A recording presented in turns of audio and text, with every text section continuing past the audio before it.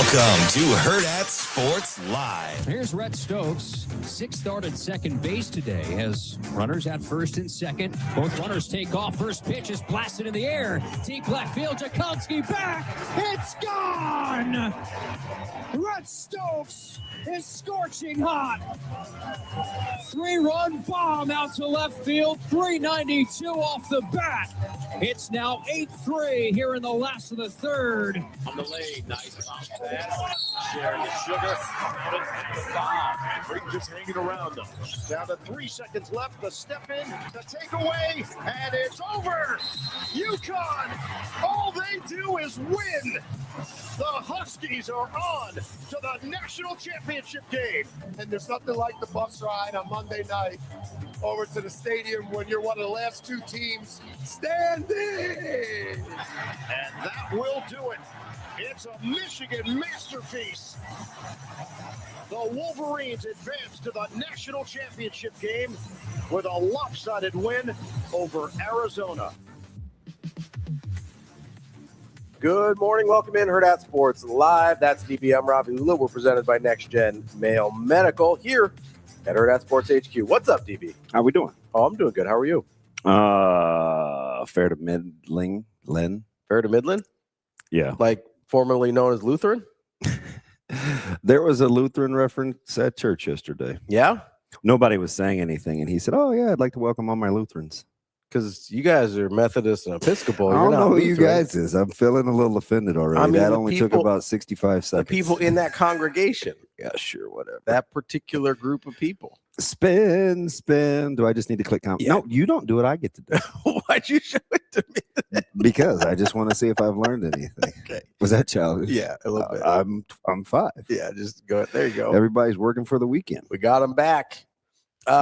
Corn Raider says, congrats to one of my favorite Huskers, Clinton Childs, for being inducted into the OPS Athletic Hall of Fame. Yes, absolutely.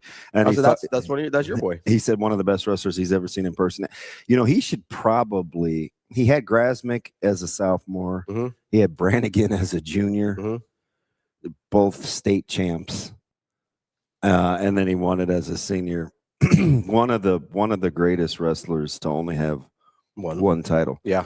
Grasmick was a senior when he was a sophomore, Tim. Yeah. At Miller North. Oh, yeah.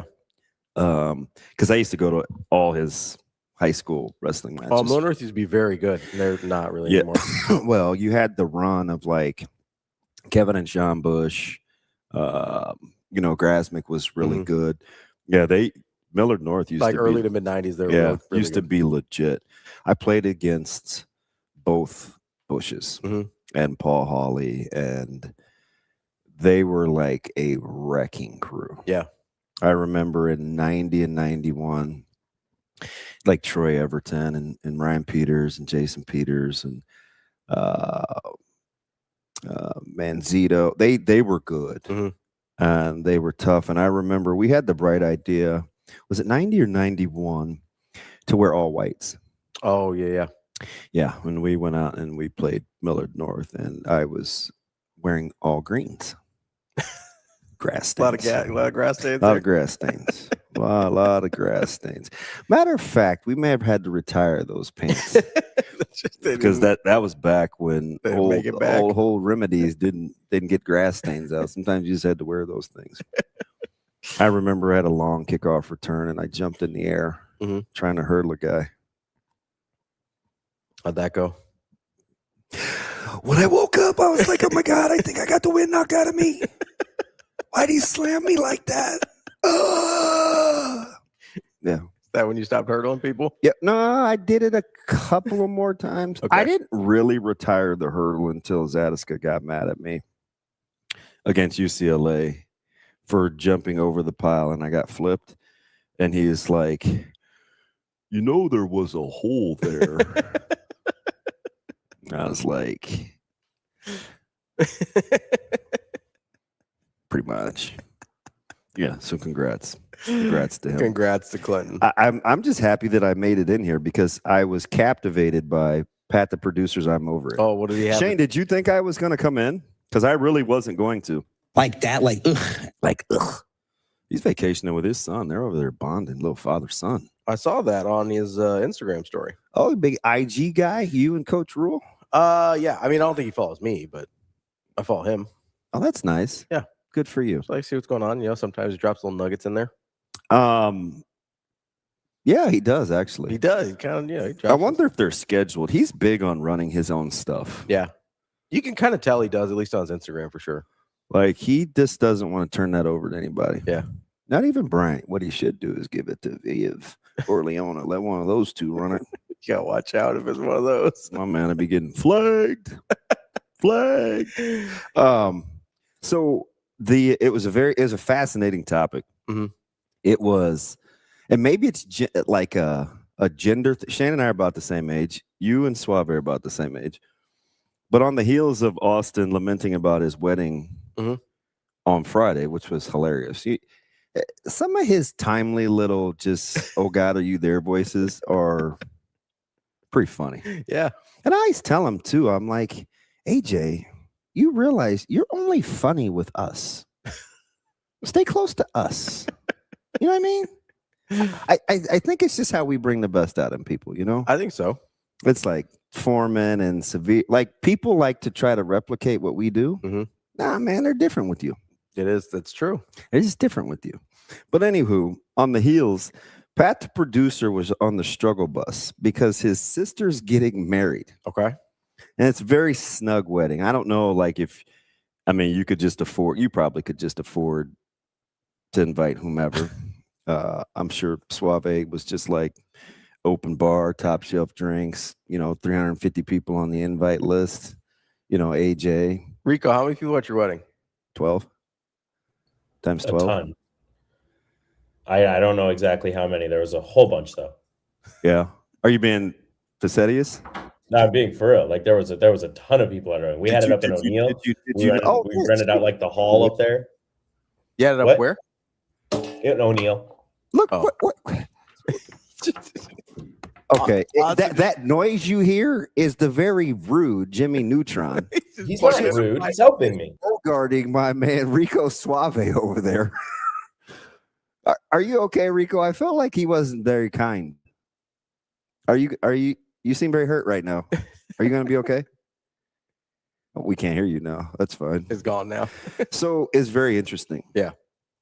So Pat, the producer's sister's getting married. I think it's 150 or something on the invite list or whatever. I think that's like a pretty medium-sized wedding. Medium? Yeah, I think so. So like his thing was he's feeling pressure to bring a +1. Oh, okay. But his dating life is not very conducive to a +1. Okay. So they got into this fascinating conversation on how many dates it would take or how well would you have to know somebody to have them be a +1 at a wedding. So this is actually a very interesting conversation because I think there's a lot of factors. I was fascinated. Number one, a family wedding is way different. What do you mean? I mean, if it's like your sister's wedding or your brother's wedding or like because it's intimate, right? Yes, it's an immediate family member. You will be spending a lot of time with the family that weekend. That's funny. That came up. Hold that thought. Keep because going. That's a way different experience than like, oh, my buddy from college is getting married. You're gonna do like a night out the night before, and then we're going to the wedding, doing the reception. That is a much more casual, like, hey, we've been on a few dates. It's going well. We can go to this thing. Whereas if it's a family wedding, you better be like exclusive in a relationship. Does that matter how the relationship with the siblings? No. If you're close to anyone in your family, you cannot bring like a casual to that wedding. Okay. So Shane, what about you? You can't bring a computer and a blow up doll to a wedding, but like, let's say selfish. What? Well, he probably could. I don't know if anybody would notice. No big deal. Shane, if you just happen to have like a real friend. So like if I was DJing, I can't take my computer with me? Yes, exactly. Exactly. You're not a good example because you don't really like to, you're not a conventional dater. I don't even recognize what we're doing. How long would you have to know somebody before you would invite her to a wedding, Shane, if she was a real person? There'd be a lot of questions, so you'd have to know her for a little bit. You'd have to know her for some time. Suave, what about you? Is a wedding should that be taboo to get to know somebody? If it's a family wedding, yes. Okay, hold that. I went to my now wife's brother's wedding within 5-6 months of us starting to date. 6 months, I think, is reasonable though. Like that's an okay amount of time. I'm talking like under 3 months. We're having different conversations. So this is interesting. So, also, you met when you guys were like children. We met as freshmen in college, but sure. Yeah, that doesn't count. That's like your only boo. Like that's a disclaimer. I wouldn't say only, but yeah, sure. You're a bad man. I'm just saying. But like, you see this face? We saw the old track photos. You saw those faces. Yeah. I think it's hey, don't stay. He said, yeah, look, you get me going. Easy. Yeah. Wow. That's how you got all them Rugrats. Easy, yeah. You see how you said it? Just natural. Oozing machismo. Simadonna over there, big timer. Yeah, like I think there is the age at which you meet the person does matter. Like 6 months at 18, like they were probably like, we're getting married, and they did, and good for them. So Smalls was interesting because Canny and Pat, they were terrified. Like Pat was like, oh my God, I'm under the window and I'm just gonna have to come by myself. And he's had all these stories about weddings, right? Yeah. They had got all this food for the bachelor party, and that was the one where the got the order wrong. Oh yeah, I told you about that one, and they had to he didn't eat the food. It was to supplement what they already made at the house, and he was put off by the fact people don't check their orders. Yeah. So he's kind of just every now and again it's been wedding related. But Small, she said something. Michelle said she was eerily silent throughout this whole back and forth between the guys, and Canty's like going, he's like, oh no, that's uncharted waters, and you better know somebody, and you better be this, and you better be that. And Small, like Michelle, and she goes, I just had a friend here in New York City last weekend. On their second date, she was his +1 at a wedding. But it wasn't a family wedding. So it was his brother it was his brother-in-law, which been his sister. Okay. So she said for her, she's like, hey, he's gonna have to leave you and go talk to people. And she's like, yeah, I'm cool. I'm just gonna ride with it. Like, I'm gonna use it as a litmus test. And I was like, what a tough test. Yeah. To see if you can hang. And she's like, they came back and she's like, yeah, he's great. We're going out on more dates. Like, she's all in. So there's two. I was like, God, that's ballsy. There's a couple factors there. Number one, and I think Funky brought this up. Jibs. If you're willing to deal with the scrutiny in terms of all the questions. Oh yeah. Then that does, could you see using it to your advantage? So right? that does open things up a little bit. I like the litmus testing. Here's the other thing you'd have to have a very clear understanding about going in, though. And I do think this could go either way. Number one. Dark or clear? No. Cash or open? That is important. Here's the thing, though, is they would have to have a very clear understanding of what you talked about. Like, hey, I'm going to have to go off and do stuff. Like, this is my family. Like, we got to do whatever. What if they don't, though? That's a tick mark for you. Yeah, if they're not. If I just was connected to you at the hip and I didn't leave you. Yeah, like you got to be able to do your own thing a little bit. But you'd probably grade it like, God, how can that guy not get along with his family? Red flag, red flag, red flag. You know what I mean? So here's the other thing is, number one, they'd have to have some kind of understanding. Do you like my soap? It's fine. You're just moving the handle out. I can't smell anything. I know. That's weird. I should have done that. Rico's like, it wasn't pretty. Why is he doing that to that man? He's a grown up. I know. I felt you were trying to chloroform me, like Does that work? I don't know. Not like that. It takes a minute. I've done they did like a Mythbusters thing. You've done what? They've done a Mythbusters. No. I've done, I would say I've watched. Do we need to talk to Natalia, aka Natasha? No, they've done a Mythbusters thing where they it takes a long time. It takes several minutes. I think it's not just like in the movies where you put it over their face and 2 seconds later they're down. No worries, I'll think of something else. Keep going. So she's the Russian spy. She probably did it to you. Maybe I was like, wow, this is taking longer. And here we are. It just wakes up with a band. What is happening? they'd have to have a clear understanding about what they're getting into. Here's the other problem, though, is even if they do, and if it doesn't work out, or if like they weren't ever a significant part of your life, like they are part of a pretty core memory there that like that's pretty awkward. You know what I mean?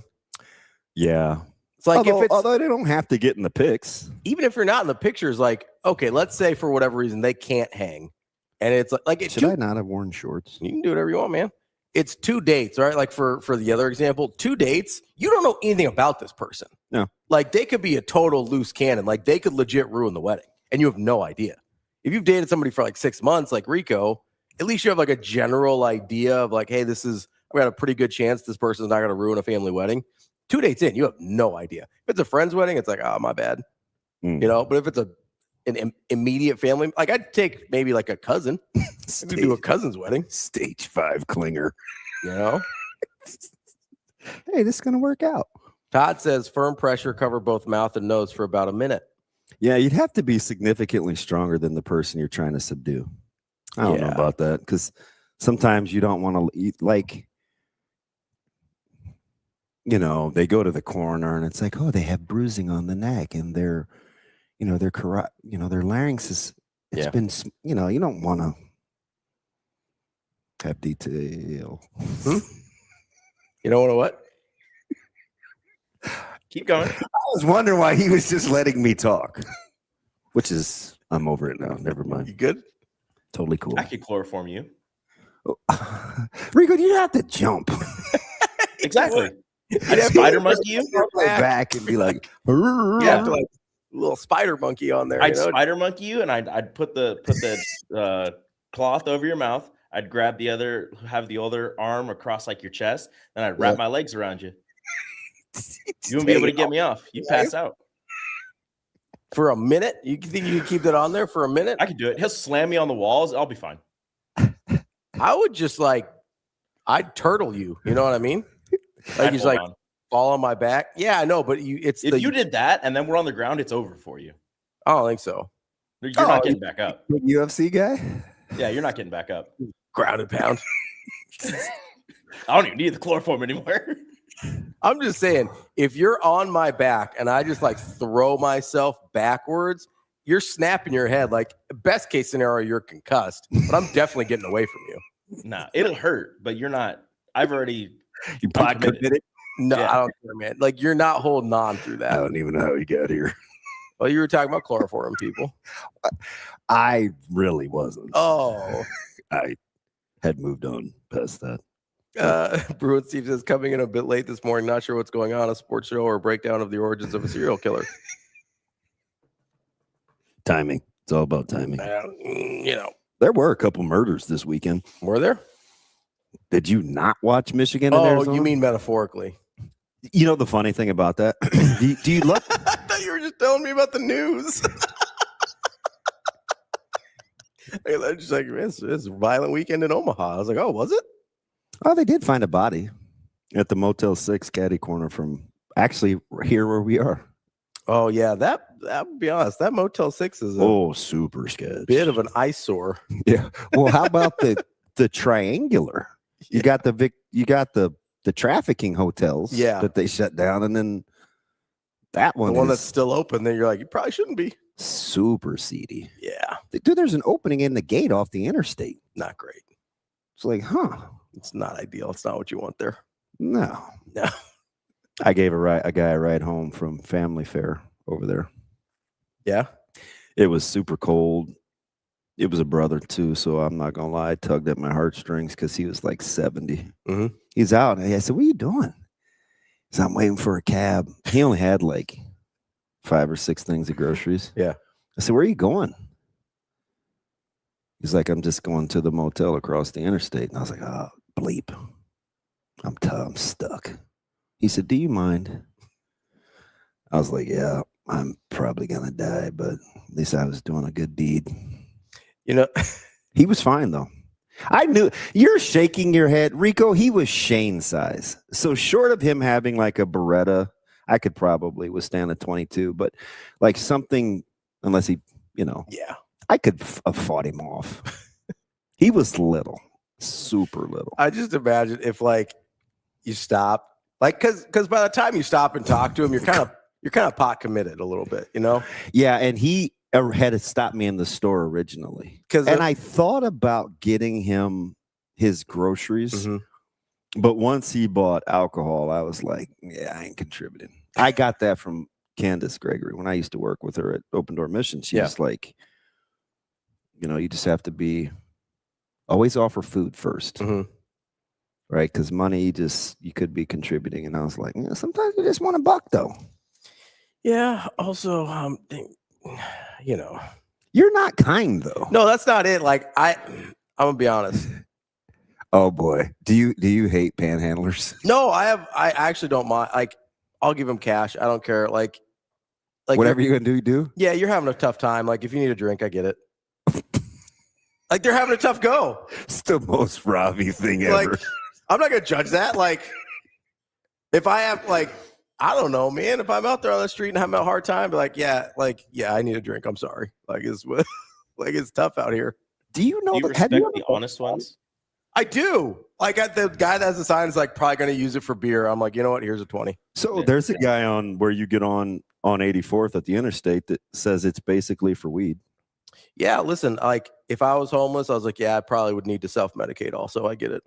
And there's the guy that sits on the corner at McDonald's on 108th and Q, big guy. I think he's a veteran. His sign has 200 words. I don't know who's driving slow enough to read. Yeah, that. I need it to be concise, but I appreciate I appreciate the funny ones that are either super honest or they're just they have a little joke to them, And sometimes I'm not going to kid you. I'll see him out there because that's his spot, and he has a chair. Yeah. But a lot of times he's already eating. So just imagine a guy holding a sign, kind of slouched, eating a burger, holding a sign. It's like, I get it. It's a little brisk, but that ain't a terrible life. I think at nighttime, or is that too much? I think at nighttime it gets a little more dicier. You know what I mean? Yeah, it's one thing sitting out there eating a burger, holding a sign during the day, but it's when it's time to go find somewhere to sleep, that's rough. I'm like, shoot, man, how's the new arch? Yeah, I'm just saying. Go. No, here's the thing. Hey, here's your bourbon. Here, I'm not gonna go buy them alcohol. It's different if you're in the grocery store and they pick up alcohol and you're like, I'm probably not paying for that. But if if I give you the money and it's you do what you do, man, whatever. I always think it's funny. It's oh, they're gonna waste on alcohol. It's wait, do you think they're gonna save it up for a house? Listen, I know one thing. You think dollar by dollar they're gonna get a down payment? No. Oh yeah, Scott, you got to know the guy I'm talking about because he's always out there. But so a couple of weeks ago, I was leaving one of the butcher stores on 84th, and they do homemade lunches. Yeah. And I took the guy and I don't know if it was his girlfriend. She could have just been Shane's size. It could have been his daughter, but they got my loose or pulled meat sandwich because Sean does them. Yeah. At the thing. And I was like, $9. It's fine. Yeah. Kind of did the little run jog by, mm-hmm. which, by the way, glad this came up. Yeah. Rico, don't hassle me over the MPHs. So giving him and her the food, I'm telling you right now, this is on the heels of Crooks killing me on Husker Sports Nightly. Okay. So I'm holding the food out of the window. I slow down to stop, but to get there, the car is going 19 or 20 miles an hour. Mm-hmm. You could definitely run that fast. It is so. When you pull out of this driveway or this parking lot, I want you to drive 20 miles an hour. Just drive 20 miles an hour. You could, for 2 house lengths, you're not even trying to hear it. Listen, man, what I get it. It's 10 mile an hour less, but I'm factoring in adrenaline. You could sprint 20 mile an hour. For 2 driveway lengths. What miles an hour are the fastest guys on the football team? I'm not doing that. Okay. I'm not doing that. Okay. Because you're not factoring in external juice. Listen, that's fine. That's not going to turn me into the Flash. I guarantee you, Rico, You have irrational confidence. Rico might be able to because he actually ran track. Now he's not. You have irrational confidence. Next gen hasn't gotten take this track little straightaway yet, off of Mockingbird. Just go 20 mile an hour. You're going to be like, the first thing you're going to think of is, I can run that fast. I could probably hit a top speed of 20. Yeah.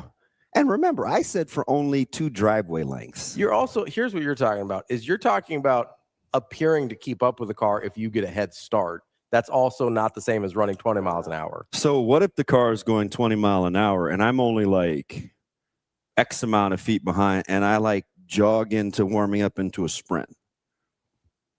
No. Okay. If you and the car start from a standstill and the car's going up to 20 and staying at 20, I think you could hit 20, but you're falling off pretty quick. 2 driveway lengths. 2 driveway lengths seems pretty long. Yeah. Where do you live in? Hollywood? How big the houses you in? Hollywood always up to no good. You know me. Yeah. Money bags over here. Bougie. Bougie. Yeah, Kobe says, DB, you're not running 20 miles an hour. Here's my thing, is whatever my interaction is with people that are in a struggle is going to be as brief as possible. Like, nobody's getting in my car. Like, that's not happening. Like, I will hand you some. Are you partial to a specific kind of person that may? I'm going to be honest. Like if you saw an old, if there's I don't want to. If there's children there, I'll usually give money, because I feel bad for the kids. Like, if I'll be honest, children would be more apt to cut you than an old man. Well, that's because nobody's getting in my car. All like, right. I roll down the window this much. Like, here's the dollar or however much. Like, now go back to the place that you're hanging out. I'm not like, my interactions are going to be very brief. I'm not going to listen, here's my deal. If I give them money, I'm trying to do a good thing, right? Yes. I'm trying to be nice. If they do then something bad with that money, that's on them, not on me. Why do I care at that point? That's fine. Like, if you're out there and you're like they're talking in the chat, they're talking about the people that are like, they are really successful at panhandling. They go get in a car or something. That's like, that's a you problem. Like, I don't, I'm never going to give an amount of money that's like, oh, this is really like breaking my bank here. Also, by the time I have cash in my wallet, that money is make-believe to me at that point. Yeah. Like, unless it's a number in my bank account, like, cash means nothing to me. Yes. So if I have cash, I know, right? Deal with cash. That's NBA Ravi. That's never broken. That's not it. He said, "You're giving me money? Oh no, I don't need that." Paper cash money is like, once it's not a number in, like, once it's out of the bank account, it's already spent. It doesn't matter what it goes to. Like, I don't pull cash out for stuff. So, like, once it's in my wallet, that money is already spent. It literally is burning a hole in your pocket. There's no longer part of the budget. Like, once it has been taken out of the bank account, that money is dead. So, Shane, Robbie, have you stopped looking at the make-believe world is Robbie living in? Can you imagine? I mean, you and I are like, man, I'm hanging on to this 10 forever. It is like Cleveland Browns, Deshaun Watson, dead ass money. Like, once it's in the wallet. By the way, they're talking about starting him again. Yeah, they're out of their GD minds. That man hasn't been good since pre-COVID. Hey, can I get back to this other homicide? Remember when I asked the question on Thursday and Friday? Yes. And you conveniently said, "Yeah, I think they're the better team." I did. Of course, I think they were favored, and I liked Arizona too. Yeah, I did think they were better. But I asked you the question. I said out loud, I said self, and I was like, "No, let's ask the free world." That game couldn't have just boiled down to, well, Arizona has better guards. That's what I thought it was going to boil down to. Didn't I ask you that, though? Yeah, because I thought the front courts were going to be pretty even. They were not. Yeah. And not even a little. And here's the other thing. The goddamn backcourt for Michigan. God, they played good. Did a thing. Although I will say, like they did a thing. And can you call timeout and maybe draw up how to play pick and roll? Oh my God. Can I just how many and maybe that's a thing. Mm-hmm. Nobody plays that way in the Big 12, but how did you just continually let that happen? So I know he only played 17 minutes, I think Tobe Awaka gave up 60 of the 90 points that Michigan put up. You couldn't play him. It was he was you couldn't play him. As clueless as anyone as I have ever seen at that level on defense. And here's the other thing. Every time a Michigan guy was running free to the rim, there was Awaka looking around like this. And every time. The other thing is, the little high-low. I told you, like Pete the Krivas and the aforementioned Awaka gentleman. There's no space in there. No. Like every shot within 9 feet, hyper contested. It never looked like it was going in. Mm-mm. Like the weird thing about it was I know that he did some good things. I didn't think Cadeau played that well. He did though. He played really well defensively and he got people involved. Yeah. But he took some, especially early. But that's what he does. I know, but it was a lot. He was like, how about the two? He was like 2 for 12 in the first 10 minutes. Yeah, but then when they're extending the lead, he makes 2 set shot threes. He did. One of them caroms all the way back to him, and he shot that thing again. I was like, oh, I've seen that guy. I know him. The wildest part to me, it wasn't late. Like, I understand the defense was good. He was getting people involved. Like, he did a good job with that. He also had 6 turnovers, which is aggressive. Yeah. Oh, yeah. And the shot selection early, should have kept Arizona in it. Yeah.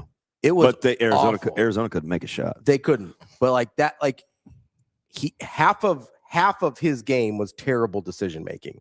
The other half was really good.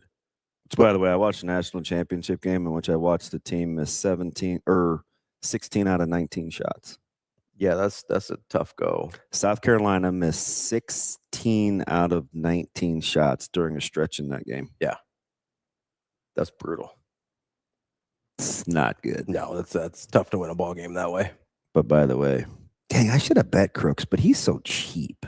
I'm just saying, if you had told me, I told him. Remember, I was telling you guys about at the spring game. I said UCLA will beat UConn for the title. Just win, baby. And he's like, "Oh, that'd be a hot take." Matter of fact, we kind of talked each other into him thinking that UCLA was the 3rd best 1 seed. Well, that wasn't the case. Well, apparently they were pissed that they were the 2nd one. And I'm like, how are you mad that the team that was beating people by 36 points a game was the overall one?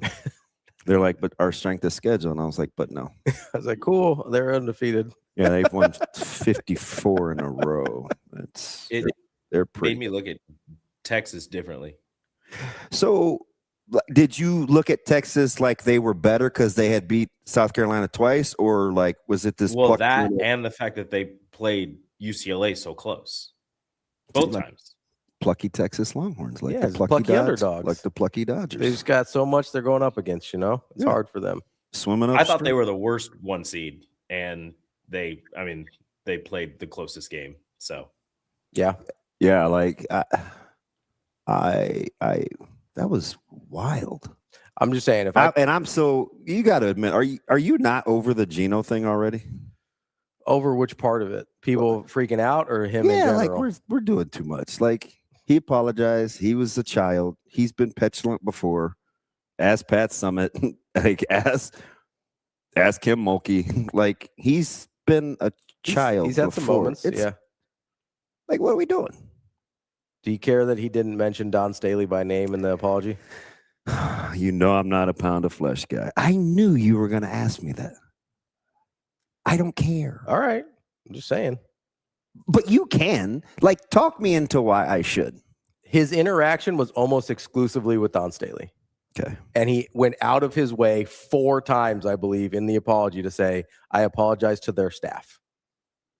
That sounds deliberate to me. And he's and he's kind of like that. That's Geno. He's kind of petty. He's kind of that tells me the university told him he had to apologize. He doesn't think he did anything wrong to Dawn Staley. Yeah. That's what that tells me. Bigger misstep, the not calling her name specifically, or no staffer getting to him before he took the podium to say that Strong ripped her own shirt. He doubled down at the podium. Yeah, which again makes me feel like he is not sorry, and that's why he didn't say Dawn Staley's name. Well, that's different. He had 24 hours to sit on it. No, but I mean, like in the moment, right after the game, the handshake thing, that's immediate, right? Yeah. In the press conference, you've had probably 15 minutes at that point. Yeah. Yeah. Right? Yeah. It's usually a little longer for NCAA tournament games, if I remember right. They give them a longer cool down period than like at a home game. But he's probably had 15 minutes. So like at that point, I get that's not a ton of time, but it's not immediate. Like you could have thought about it again by that point, double down. And then the next day, you like at each sort of interval of, hey, he should have had some time to think about this versus immediately in the moment, it didn't get any better. Like that apology read like it was written by legal. Like UConn's lawyers were like, do people still use that? Don't they have Chat GTP now? Or what is it? GPT. Thank you. Yeah, I think when you're dealing with, hey, we just we need to clean up this, PR situation. People that have a budget, they usually have a PR person or a lawyer. Like, hey, can you read this over? Make sure I don't get in trouble here. And nobody was like, hey, you probably need to. The person you were screaming at in their face probably need to mention them by name.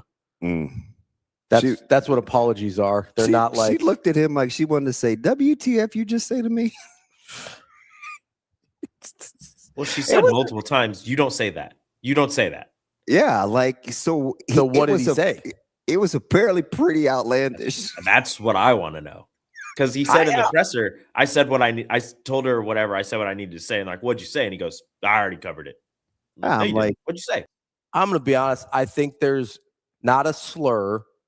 I'm not saying he said a slur. I think there's probably a specific word that he used that hits people the wrong way. Yeah, I don't know.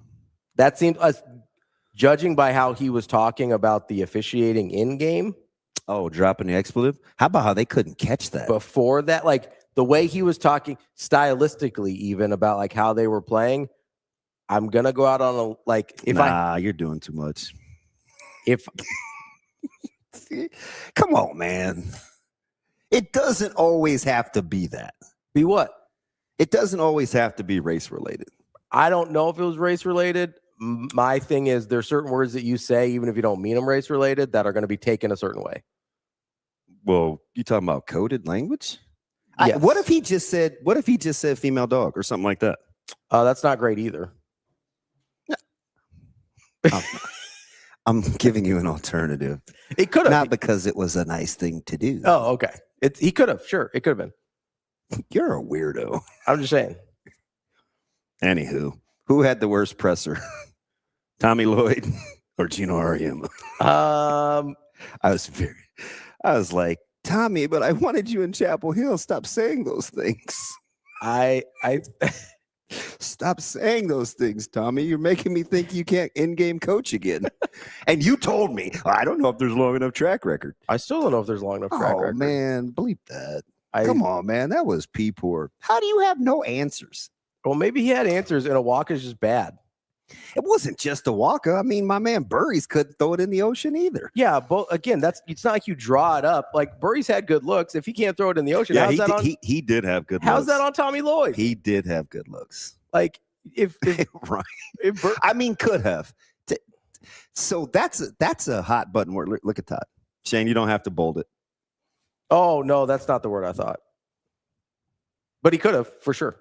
Yeah, could have been anything. Especially, like, if you use the female dog or that one, like, especially, like, in women's basketball, like, that's going to be, like, that's pretty specific. I did find it interesting. She said, I'm from whatever the area code is in North Philly because she's, like, from the super hood. Yeah, she's about that life. She's like, what are you going to say to me to get me off my game? Like, I've heard it all. Like, I'm not going to be distracted. We're trying to play for a national title. Yeah. I was like, all right, then, Don. That's fine. Yeah. Ben, that's basketball. You're very good at this. You like to bottom line. But what I'm also very good at is I'm going to make a distinction. I'd like to redirect. Michigan was not a better perimeter shooting team than Arizona was. They shot it better on that night. So, of course, you'd always like to be a better shooting team, but you had been making those open looks. So let's not do that, BP. Let's not do that. because you and I would be here all day, and I don't want to detract from the rest of the show, Ben. To be fair, my bigger concern was that they shot it really poorly from 2. Yeah. Also that which has a lot to do with Michigan's interior defense. Because I don't know, man. Johnson was about that life. He was. Johnson and Mara both were just bullies. And that's not really what Mara does. You could even play Mara a game ago. Yeah. Mara had an out-of-body experience. You couldn't even play the guy. Yeah. And then the other night, it's like Johnson's a man possessed. Gale is catching lobs, finishing at the rim. Yeah. I was like, oh, this is interesting. Yeah. There go these guards. But I disagree on Cadeau, though. And I'm a little biased because he's a Carolinian. He played better than the 6 turnovers. No, I understand that. There were things that he did really well. I thought he did a good job getting people involved. He had stretches where he was passing it really well, especially to the bigs. I thought defensively he did a really good job. He forced a lot of turnovers early, which was a problem for Arizona. He took some charges. I thought there were parts of his game that he played really well. He also did the thing that can lose you games if you're Michigan. Turn it over, and a shot selection just being horrific. You want lock of the day? What is it? I'm not calling for an outright upset. Okay. I'm not. Not going to surprise me one bit if UConn wins. Okay. Certainly take the 7. 7's a big number. Take the 7. 7's a big number. I mean, not really. Nobody thinks UConn should have been there. I'll take it. No, but for a national championship game, that's a big number. Oh, we've seen much, much worse. Yeah. Take the 7. I would think UConn would get a little more credit than they take the 7. And I'll tell you 2 things. Yeah. Just watching a lot of hoops. Mm-hmm. I go back stylistically. I see 100% why Michigan was the slight fave. You watch the game play out. Interior presence, interior defense. That mattered. Mm-hmm. Arizona just could not really get clean looks inside of 6 feet. I was surprised how much shots they normally make. I don't know if they were seeing ghosts. They got bullied, though. Then it turned into, oh, I'm open out here from 3. I wonder why. Mm-hmm. So that was really, really bad. The inability to play pick and rolls was, I mean, that's not even how Cadeau plays. No, it's not. He's not a read the ball screen, handle the ball, make a play guard. But when your diver is wide open and Awaka is just standing, that's not how he plays. In no man's land, it's pretty easy. So I'll say this about the difference between that and stylistically how UConn plays on offense. Mm-hmm. Michigan will have to chase. It will be much more Nebraska-ish if you're looking for how Michigan plays defense. Because remember I told you the way Michigan likes to play Nebraska's offense could deal them fits. I said that real time before they even played the game, right? Because you have to chase and run. And you got some bigs that can put you on the move a little bit. And there's so much space. Yeah. From Arizona played too congested. Yeah, they play really condensed. To be a good offensive matchup for Michigan. UConn will not play like that. Yeah. I'm like, oh my God. UConn can figure out a way to stay in this game. Yeah. I think it will be a very, very well played national championship game. You know what else is take the 7. Don't lay it. Take the 7, people. You know what else is true with this matchup? What's that? True freshman leading scorers. We lost both of them in the semis. Yeah, that was disappointing to me. I did not. I don't cheer for you. I know. So I'm like, I hope Ravi's wrong about everything. Everything. Everything. Except Nebraska football. Everybody. Everything. I just cannot cheer for you. We will have somebody who is 22, 23 plus as your leading scorer for your next national champion. You're wild. Hey, what's the total, A-Train? What's the total? It is 144 and a over. half. Well, you're not a big parlay guy, are you, A-Train? 144 and a half. So it opened at 7.5. It's down to 6.5 now. So the money's moving towards the. Let me see where the action is. UConn. At least that's how the you don't get a. I mean, plus 6.5 is minus 105 too. Let's go to the different houses. So they really want to make that thing. They really want to make that thing wet. 7, basically, but they need to have the half number. All right. According to 365 MGM, FanDuel. Who else am I looking at? Which emblem symbol is that? Fanatics. Okay. I think. This is DraftKings? Yes. Okay. That thing wet. So at multiple places, the line is down a half a point. What does this tell you? This is just the spread. How much of this is on UConn? 36% of the bets are on UConn, 30% of the money. And the lines come down. Yep. So that's no good. Let's take a look at the total. Oh, wow.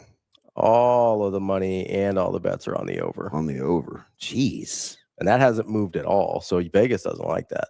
Vegas is fine with that. That's weird. That number hasn't moved. It opened at 144.5. It stayed at 144. And you're going to give me minus 102 in some of these places? On the over still? Yeah. Yeah, Vegas must really like that under. Because they I don't know, A-Train. Because they are exposed. Well, if Solo Ball doesn't play, Ravi's probably going to think UConn has a better chance. Yeah, I think they're fine. You're so stupid. It's Dimry's health, really. Yeah. Like, how functional is he? He's more important. That's fine. Do you not like Solo Ball that much? I think what he takes away off the table is not worth what he brings to the table. I think you have enough other guys that can do that you can just, I'll be all right. Hey, Shane, since I'm on this Ronnie Turioff, which, by the way, I don't know if you knew Ronnie Turioff started this whole international explosion, and Tommy Lloyd has been doing this since his Connecticut days, and maybe now it's a copycat league in NCAA basketball. Maybe everybody can recruit internationally. I'm like, yeah, no, Jay Bill. Everybody. You need connects. You have no idea what you're looking at or where you're going over there. You need connects. Yeah. Not everybody can recruit internationally. Shane, do you have that clip? Well, let's take a break. Let's let AJ catch up. He bullied my man Suave over there.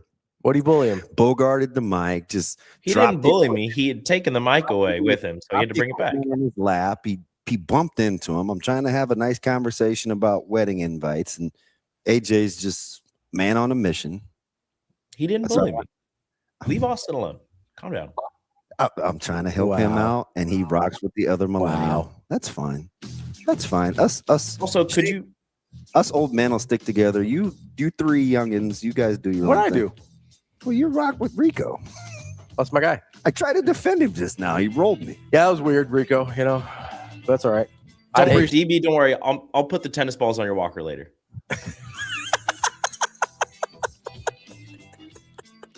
20 mile an hour, baby.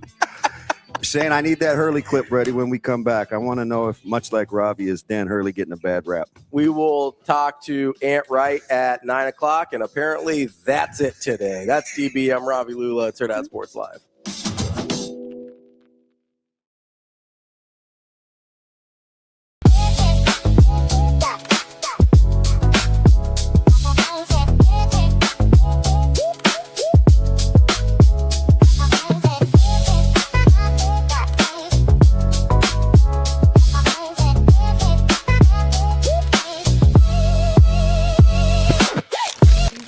That comes out of JUCO ball, do you carry that chip on your shoulder of maybe being overlooked early on in your career? For sure, and being a walk-on as well, playing against a bunch of guys who are preseason All-Americans or 5 stars coming out of high school. It's just, like you said, it's a chip on my shoulder, and I always carry that with me, and I think it's really helped me throughout my whole career. Yeah, what would it mean to get that next opportunity in the NFL when you think back to all the hard work it's taken? Just be super surreal and be an amazing experience, and basically just starting back to day one, back to the bottom of the food chain, working your way up. So nothing I haven't been involved with yet, but it'd be super exciting to get an opportunity.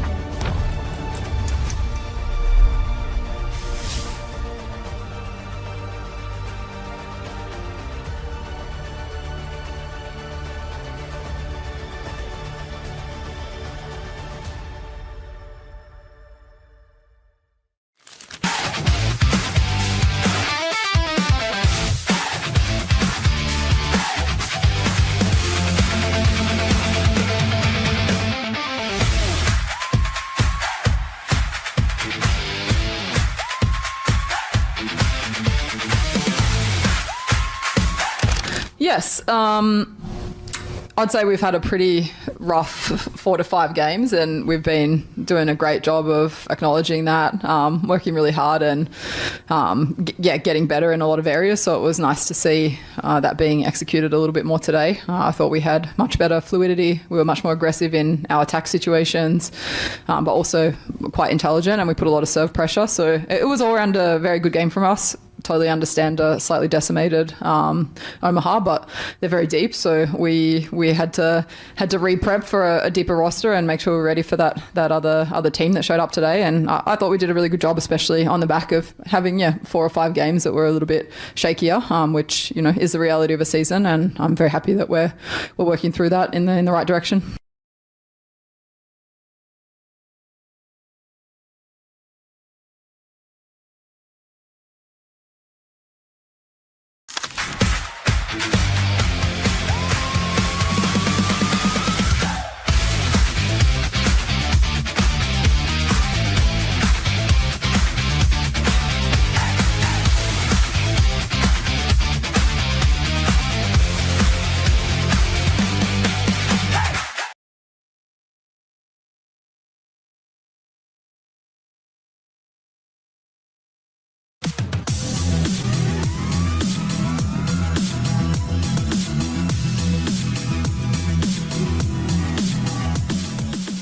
You're listening to Hurrdat Sports Live. I mean, the start to the game and then the finish to the game.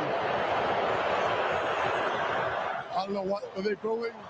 The headbutt. I don't know what they're booing. Welcome back, Hurrdat Sports Live, presented by Next Gen Male Medical. That's DBM Ravi Lulla here at Hurrdat Sports HQ.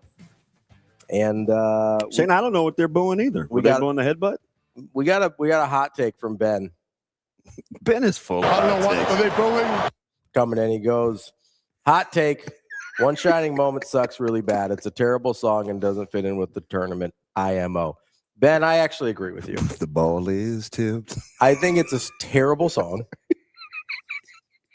I don't understand. Like, I like the montage. Like, you could do way better songs. I kind of feel like, and I don't know if this was ironic or not, and I just didn't get the joke. You remember the Big Ten Maps commercial that everybody's like obsessed with? Mm-hmm. And I don't know if it was real or not. I to this day don't understand if it was real. To this day, if it was like a real obsession or if people were being ironic. I feel the exact same way about One Shining Moment. I'm like, wait, do we actually like this song or what's happening right now? I'm gonna go out on. I don't want to ruin his shine because I love BP. Well, I really, really like him. Yeah, he may disappoint me if I hung out with him a lot in person. I like this persona of BP over the years, but I don't think that's a hot take. I think more people would agree with him than not. Okay, because every time I'm on this is why it reminded me of the they butchered it. It's changed singers. Well, it's because the original guy is not around anymore, I don't think. Oh, I'm sorry. So when people die, they can't play their music anymore. 100%. That's the only reason you can still listen to Tupac. He's still around. You're one of the dumbest people I've ever met. That's my story, and I'm sticking to it. And your delivery sucks. It really does. Like, how do you not like One Shining Moment, though? I just think the song's bad. You could do a lot better. It feels like one of those. What's wrong with you people? It feels like one of those like 90s, like we're getting all these celebrities together into a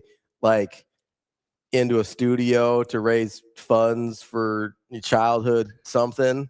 Like wait a second. That's more the 80s. Did you just act like because the guys passed away, we can't listen to their music?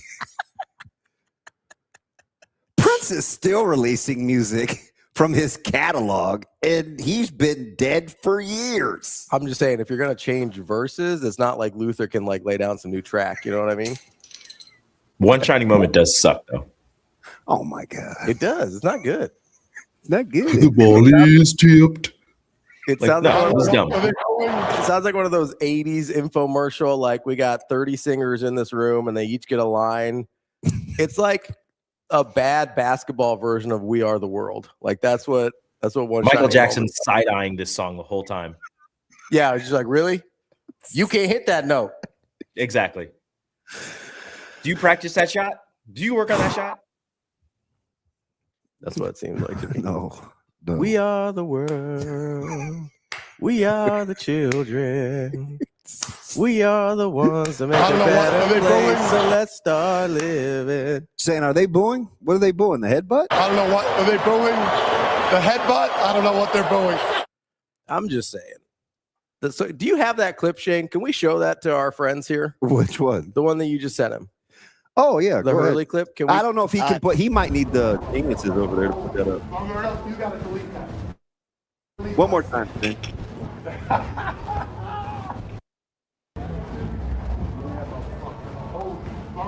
got to delete that. You got to delete what I said. Oh, look at that face. Look at that face. No has ever made that face. You sound like Kill Jim. He's got you all gassed up. That looked like some Joker-ish. Like Joaquin Phoenix version, not even Heath Ledger. Like he's walking up, he's just like, gives his crazy eyes and smile. That man, like, nuts. Did you see KJ? He said everything he says makes him sound like a bleep hole. Every single thing. Everything. You know, standing.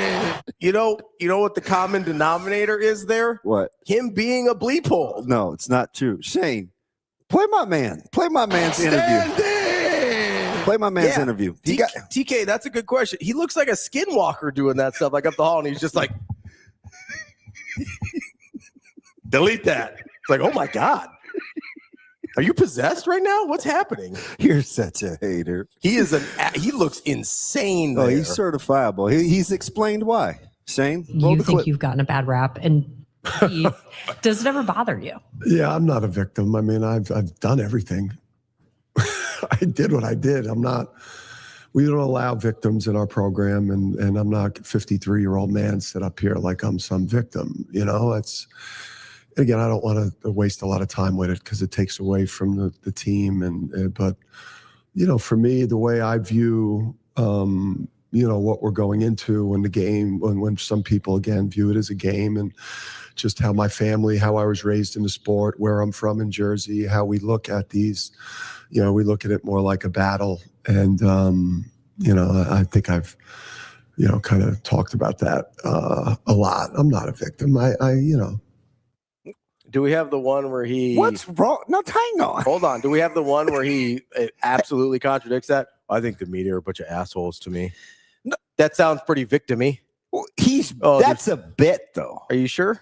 Yeah, Shane has that. Yeah, that's what I mean. It's out of context, though. Look at that face. We should dominate their ass on the glass.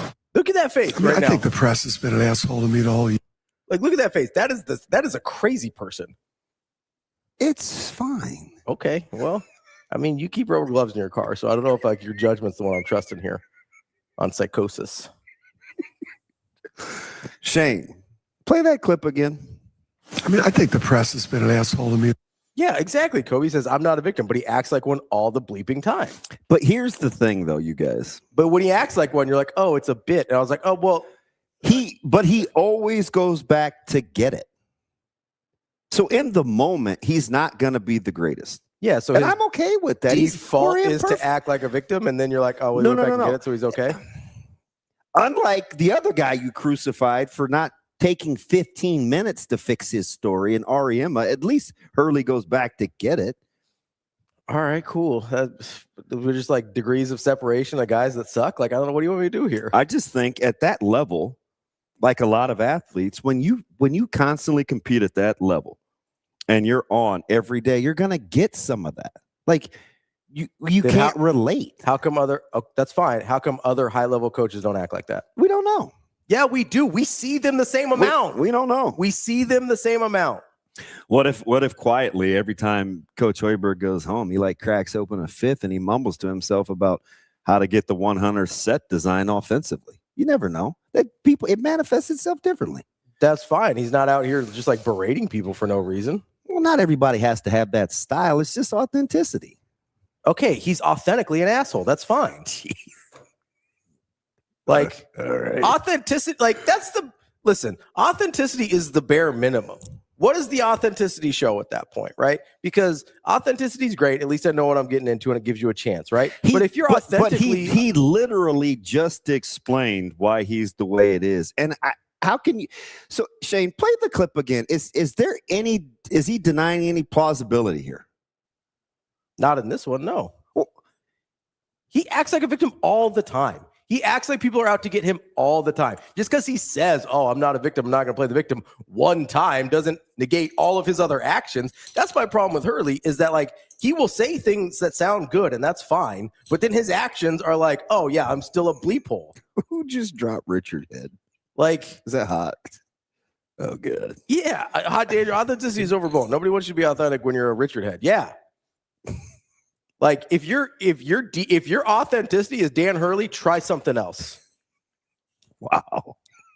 Like what I'm telling you is I don't think we know enough. Listen. We see other coaches just as much as we see Hurley, and nobody else acts this way. Hurley by far and away gets more press clippings and press conference talk than anybody not named Coach Rule on this show. On this show, sure. Except when you're wrong about Mick Cronin. Nationally, which weirdly you defended. I defended him on one thing, and then the rest of the time he's been taking L's for a year.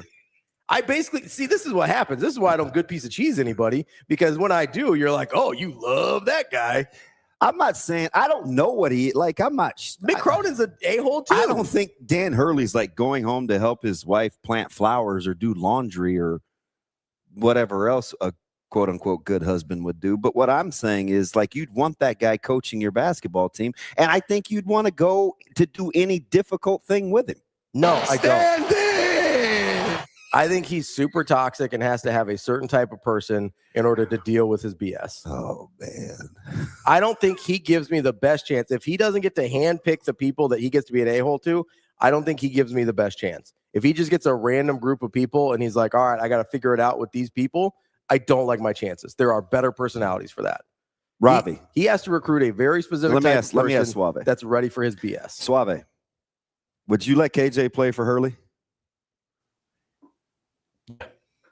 Pardon? Yeah, I would. Yeah. He wins. Okay. Just saying. Okay, cool. It seems like the players like him. I have no idea how the players feel about him. I don't think any of us do. None of his former players have ever said anything bad about him. What kind of performances? They don't like the guy. I mean, I bet the people that sent Bobby Knight their kids didn't think he was going to get choked out either, but here we are. And they're like, yeah, it goes. Well, the thing is, he's a disciplinarian. I don't like Dan Hurley.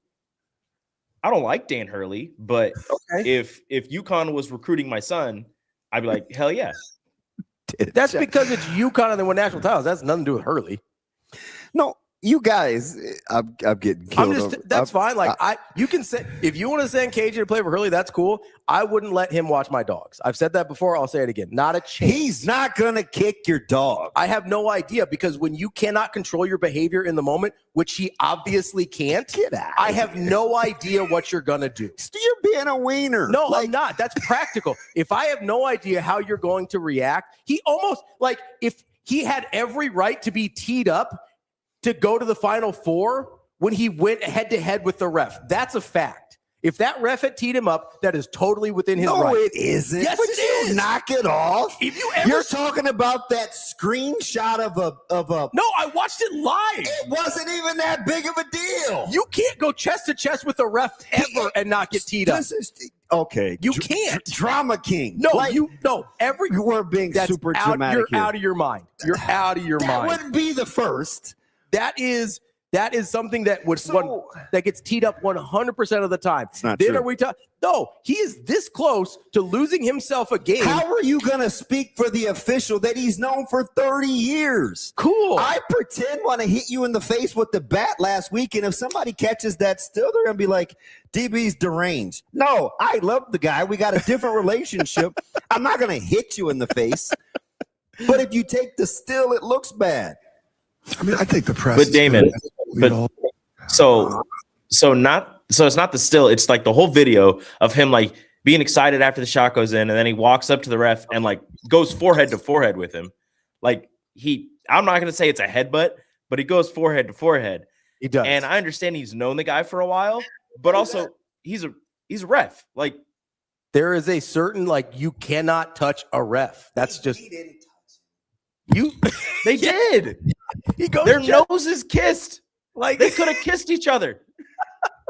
That gets teed up 99 times out of 100, and true. Hurley's the 100. That's not true. Like, that's out. That's a totally outlandish way to act in that moment. Wait, is this a microphone?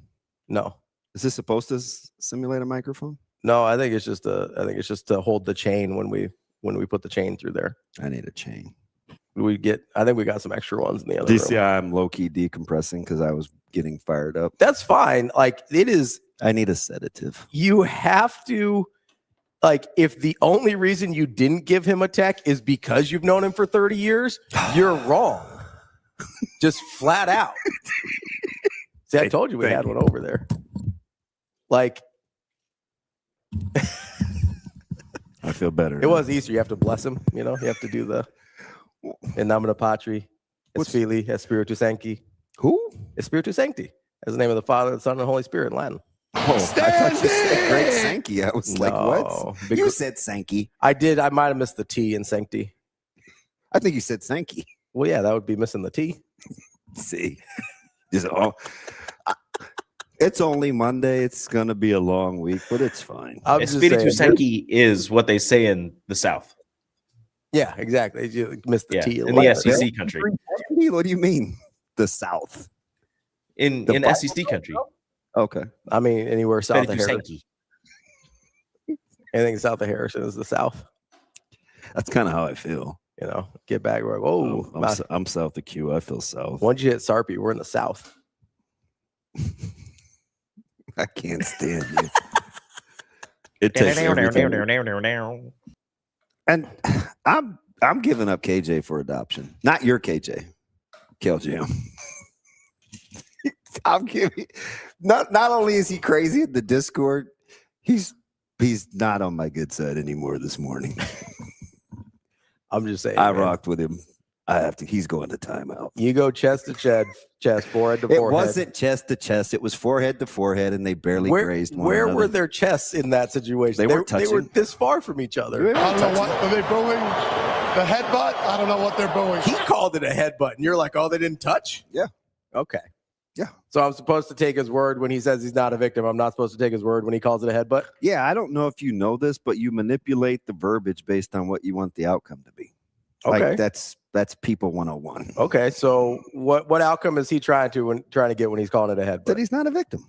Okay, that's fine, but it's not trying to say that he shouldn't have gotten teed up. Oh shoot, KJ's capping me again. I'm kidding. You think you've gotten a bad rap, and I don't know why. I'm probably about 130 over. How's the heart rate right now?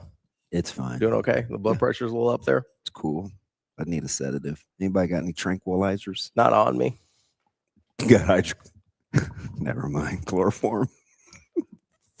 That's fine. I mean, I've got some insulin. If I give you enough of that, that'll calm you. That'll chill you out for a minute. No, but does the between the toes thing work? We don't do that here. That's typically, I think, if you're trying to find a vein. Is that television that would work? I have no idea. Insulin needles are subcutaneous. You just go right beneath the skin. You don't. No, I just want to know if the coroner would figure it out. I have no idea. Isn't that a thing? Isn't that how people quietly, secretly off people? I don't know. I thought that was where people would try and find veins, like when they are all like shot up and like everything else isn't working. You know, I have no idea. Might have been on Scarpetta or something. That might have been a TV situation. Good series. I'd binge it if I were you. Scarpetta. Yes. That sounds like something you found on Tubi. No, she's like, those are the books I used to read. Which ones? She is a famous coroner from Quantico. She's a book character that they made into a little quick series. What's the K Scarpetta? K Scarpetta series. Yeah, there are two authors I used to read. One is Kay Hooper, and the other is Cornwell. I'm gonna be honest. This doesn't look like I'm gonna read that. Why? Just doesn't look interesting to me. Pull up Kay Hooper as an author. Kay Hooper? Yeah. Speaking of series, DB, you still watching Paradise? Series. So, Rico, I need some encouragement. Can you help me? I'm glad you asked me about Paradise. Now, I'm not a quitter, but is that Kay Hooper? Yeah. Yeah, great author. Great author. I was reading those books in college, which would probably explain a lot. TK says my mother-in-law loves those books. CB. All right. TK, you're back in good graces. Now you've traded places with KJ. He also says they'd figure it out. DB corners in real life are really smart. Who said that, TK? Mm-hmm. All right, TK, you're back out. He would know. He hasn't seen any murder cases yet, I don't think. TK, can you tell us, have you seen a murder case yet? I don't know if that's something you can Dude, he's share. only had a real job for like 3 months. No, but the intern before that. So like he may have been involved like on the back end of some things. Can you imagine TK just fumbling his briefcase like Joe Pesci?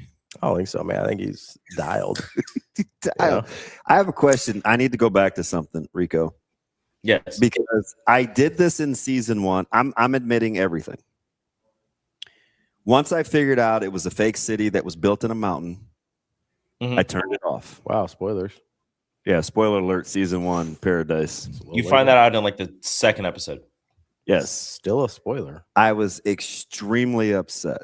I put it up for probably 2 weeks. I'm like, this is hokey bologna sauce. I went back Virginia to Tech. Sorry, go ahead. You're so dumb. You're so dumb. I mean, thank you. Thank you. But I went back to it and I loved it. Okay. Super excited a month ago for Paradise to come out. I love the dude, the lead actor. It's exciting. And the first 23 minutes. Right now, if I stopped it, if I went back to play, it's on 23-21. I'm like, I have no idea what's going on. I don't know who any of these people are. I quit. Of season 2? Yes. I have not gone back to it. No, I just go back. Buttercup. Because it starts with the actress, right? She's in. Yes. I don't know. The first 9 people I see, I don't know who they are. Yeah. So the first episode is like her, like it's kind of going from the outside of the bunker when everything happens. So it's like her thing, and then it'll like introduce you to some more people. He's gonna come back, and it all ties together. It gets really good. Okay. All right. I just need a little stick to itness. What? I mean, you got a prop. I want a prop. It gets so weird. It gets really good, I promise you. Now, the free world thinks I'm the one that's always off. What do you mean? People that play like you got.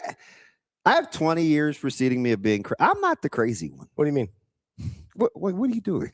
What do you mean? It's fine. What? Who's the crazy one then? It's fine. I don't. It's I don't know what are they building. It's fine. Tater, it always comes back to Coach Rule. Now, this dude hates Nebraska. He hates Rule. I think it's Tater. We got to lighten up, man. Life's too short. A lot of people hate Nebraska football. But you know one thing? It's kind of like Hurley, actually. I would try his potato salad. They're like, hey, I love Nebraska football, but then they hate everything about Nebraska football. It's like when Hurley's like, hey, we're not going to play victims here. And then everything he does is acting like a victim. Sean, did you finish the whole season? He said, man, if you don't allow them to shape the drum, that's how he talks to me, too. That's exactly how he talks to me. He don't play. It gets intense. For season 2 episodes. I felt like I was going to have to go back and rewatch The Godfather where I had to print out the scripts. Nah, man, for like 2 episodes, you're sitting on the edge of your seat. I was a little confused watching The Godfather. What's wrong with that? What part? I'm genuinely curious. No. Shane. Which part of The Godfather were we struggling with? I'm trying to help. No, you're not. I am. No, you're not. Dank says I'm not eating another man's potato salad. So fair. Speaking of potato salad, along those lines, I have had somebody else's potato salad that I thought was pretty good. And I'm not sure how good of a cook he is overall. He might be sensational. I don't know. But I did eat Michael Severe's potato salad. Okay. I mean, listen, it was spicy and it was delicious. I'm not making my own potato salad, so I'm always eating somebody else's one way or another. Guys, this is actually hilarious that you brought up potato salad because right here we have Katie's grandma's potato salad. Bring that in here. And we are going to bring it in. I'll taste test. Bring that in here. This might Are there be raisins in it? This might be one of the greatest things I've ever seen. Do you mind if I smell it? Go for it. I don't care. I'm going to taste it. Just give it a little bite.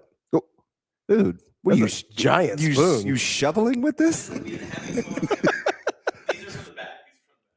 Dude, look how big this spoon is. That's a big spoon. Okay. Just give it a little go. No. You got to take out the whole can for this. I'm just going to say this. Yeah. And I'm not surprised. It's not my family. It smells pretty good. Who brings potato salad for lunch? I mean, it's better than microwaving tuna. Like, I think we're upgrading here. Oh, but when I want to give varying degrees of rich-headedness with Hurley, I don't get a pass. But you're letting him off the hook because it's not as white as microwaving tuna. I'm more of a sausage guy, though. Potato salad isn't rude to anyone else. Tuna is rude to everyone in the office. Microwaving tuna is rude to everyone. All right, we're gonna try this. It smells pretty good. We're gonna give it a go. Dude, that spoon is incredible. incredible. A big spoon. I feel like I'm getting too much of a bite here because I can't get a perception with the spoon. There's not a chance. There could be hair. Like, that's pretty good. Solid potato salad. I'm gonna pass. That's a win. And you put the spoon back in there. How is he supposed to eat? That's fine. Don't worry about it. now that is the epitome of. Sorry, I survived bubonic plague. I would say the funniest thing about this is now DB's worried about germs. When the shrimp is just out on the counter, not a germ in the world. They're my own microbials and my own germs. You know how germs work, man? They don't just like stay contained to an area. Mouthed that giant shovel spoon. You jammed it back in the potato salad, and he's like, "Oh, can't wait for lunch." Not a big deal. It's no big deal. Now that's no big deal. Listen, that was pretty good potato salad. I'll ride with that. The stills from today's show for whoever's the guy who takes the stills are going to be fantastic. He has so many. There's so many. I can't believe that. Yeah, I probably have, Rob. No, he just has unexplained digestional issues like 3 times a week. No, I think I've had food poisoning. Ooh, Haas. I've never tried that. Potato salad with pork and beans on top. I've never had that. Again, What? What's the problem? You shouldn't even count except for half the time. What do you mean? You throw me for a loop sometimes. What do you mean? Like, what do you mean? Pork and beans and potato salad? It sounds interesting. I've never had that. I need a timeout. Timeout? This thing got away from me. What happened? Tell me about it, DB. Nah, I don't even recognize what we're doing. Nah, he's just go. See what he's doing. He's just baiting me. What? I'm not. What's the problem? I'm not gonna fall for this tomfoolery. I can't believe I'm the only one that's bothered by you jamming that spoon.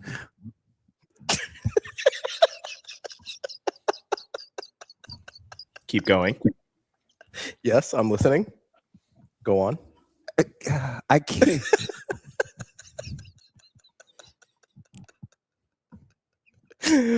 Listen, Austin didn't mind. I didn't mind. I don't see what the problem is. So gross. I mean, just nasty. And I can't be the only one that thinks that. TJ says sometimes barbecue sauce goes on top of. I haven't had that either. I'd be willing to try. I'd give it a go. Ravi and I are brothers. No, that doesn't count. That does not count. He does make a point though. Like genetically speaking, for him to be here, his ancestors had to survive some stuff. You know. Okay. So like maybe he does have a superior immune system. He runs a lot too. He's very fit, so he's probably fine. And it's not like you can catch the beaties. That's not transmutable. I'm pretty sure. If we go back in time, I bet they all thought you could. Oh, for sure. You can't catch the beaties. Yeah. But the beaties can catch you. It can, unfortunately. It do be catching me. You can't catch anything with those hands. I bet I can. Somebody throw me something. I'm ready. Let's do it. I bet I could catch something. I'm not sure what happened. We're just trying to have a nice conversation about authenticity and coaching and I thought we were having in-game adjustments. Standing. Wait, so here's the real question: who's going to be your coach now? Because Tommy's out. Dusty May says he's not interested. They already locked up Byington. I don't know. Are you getting Golden, or are you like? I'm going to be honest, man. This feels like it is careening towards Billy Donovan or Ben McCollum. You're not getting Ben. That's his dream job. He's not leaving. Everybody keeps saying that. Frost said the same thing. Yeah, but Frost lied about almost everything. So no, I'm not. Ben McCollum is actually good though. That's also true. Ooh, jeez, you big old spoon. Just, I mean, that's objectively true. Like, what do you? I think we need to start over. What am I supposed to do? Be like, oh no, he did some really nice things, and I'm going down to my car. I'm gonna lock it, unlock it, sit in it, put my bag back in there, and start this day over. We're gonna try again. Yes. I'm trying to figure out. I know I've had food poisoning, Rob, but I can't remember what it was. You remember that how you were talking to me about like how every night in the middle of the night you have like searing stomach pain? Yeah, but Nick and I, the folks at Next Gen, actually, Abrel figured it out for me. You figured it out? What was it? It was. Oh, you were given the stuff at the wrong time? Yeah, and the way that I eat. So she said the same thing happened to her, and it just happened to Nick Saturday. Yeah. Yeah, 50 minutes he was doubled over. That's the one that says slow on it? I can read. And she didn't write it on the new bottle. Oh, okay, that's good. I would honestly. I get them confused. We got so many bottles. I'd be like, I wouldn't need them to write it on it, like so I remembered which one it was every time. Yeah. Do you know that they mark? I'm not. I get it. You guys think I'm dumb, but they mark on the syringe. I can read. I don't need you to like marker 0.25. Yeah, I mean it's already on there. I know. That's what the tick marks are for. Yeah. But I think since I said, oh, the drawings help. Oh, yeah. So they're trying to help you out. That's nice. Well, they've doubled down. I think they're very kind over there. I like them. No, it wasn't the shrimp, Dank. It was way before that. Do you know what I think bothers me sometimes? What? I don't know if it's mesquite or hickory or cherry. You said this. Yeah. I sometimes I think like when you use certain types of woods, when I smoke, it induces a little bit of digestional discomfort. Yes. Yeah. I might have smoked it too. I know. I did a sensational leg of lamb, boneless, which got devoured at my mom's house. Yeah, food poisoning is rough. Food poisoning. Yeah, it hurts. It's a bad go. You're having a bad run there. I think I remember distinctly what it was. Yeah. Yep. What was it? You're gonna be grossed out, but let's hear it. I think I put expired half and half. Oh. And Greek yogurt in my scrambled eggs. Ooh, that's rough. Wait, were they both expired? Probably. Ugh, that's tough. That's tough. I'm a big use the last bit of, so I wanted to get the last part of the Greek yogurt out. I mean, Greek yogurt's a tough start anyway. Well, it's already aged. Why? What's the big? I mean, it's not like. Never mind. It's not how any of that works. You know, cheese can go bad too, right? Not in my house. I don't have it long enough. I mean, scientifically, it can go bad. You are aware of moldy cheese, yes? Yeah. You just you sliced a little bit off and you eat the rest. That's not how fungus works. You have.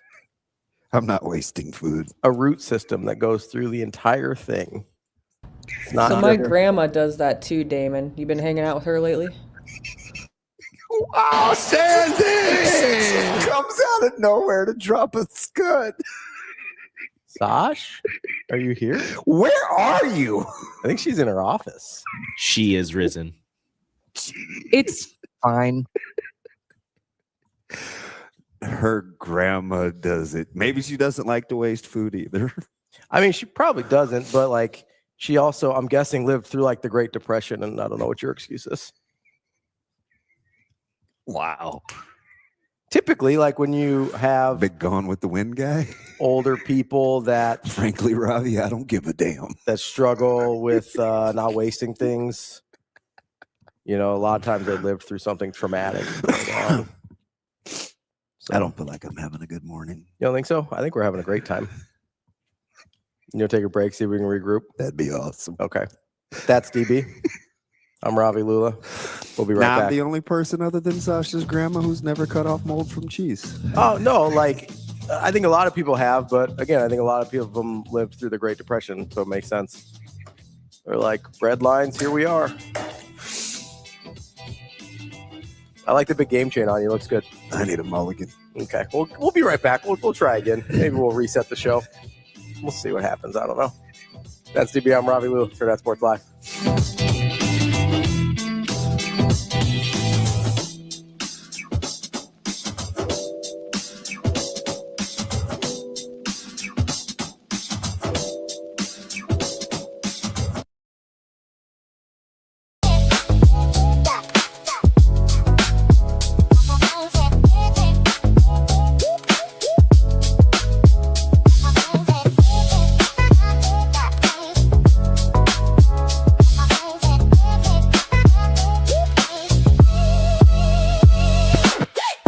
Yeah, so I knew I was 9th up on P-bars, and I was very nervous because I knew from the first day that I was in the lead. I just needed to replicate that again, and I trusted in my training, and I did that. You know, compared to yesterday, there were definitely some improvements I made throughout the bulk of the routine, but then the dismount, obviously I was going for that stuck landing and just put it a little short. So, yeah, after the routine, I honestly thought that I could have done a little bit more. But yeah, when the score came in, I felt proud of it. I felt like I had done my job, and I felt like I had earned it with the improvements that I made throughout the bulk of the routine before the dismount. And so yeah, I mean, I was pretty relieved when the other scores came in. But you know, shout out to those guys. The other Akshay and Matt Underhill out of Penn State. You know, those guys are pretty freaking good at rigs. So.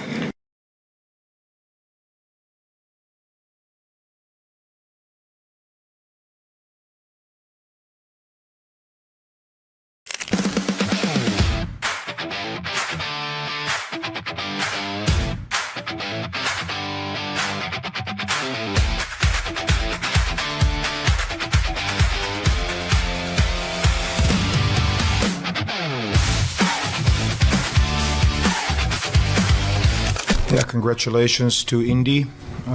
They took care of business. With this win, they tied the series. So it's a good reminder that we beat them twice. So that means we can play some good volleyball because they're a really good volleyball team. But that was not the case tonight. Thank you again to our fans, nearly 9,000 or just under 9,000. Loyal fans showed up. I wish we would give them a little bit more than just an hour and a half, but it is what it is. Yeah, I don't have much to say. Performance speaks for itself. If you were here, you saw it, you know what the answers are. So maybe questions for athletes. I'm going to start with you because you're missing 3 players that have been starting. So what? I mean, when did you kind of know that and make the adjustments? We knew that throughout the week. We lost a couple in a day. We lost Janice before that. We knew we were going to have them out for some time. Luckily, it's not season-ending injuries. They're going to join us. We're happy. But we have a team of 14. And who's not here is not here. And everybody else needs to step up and perform.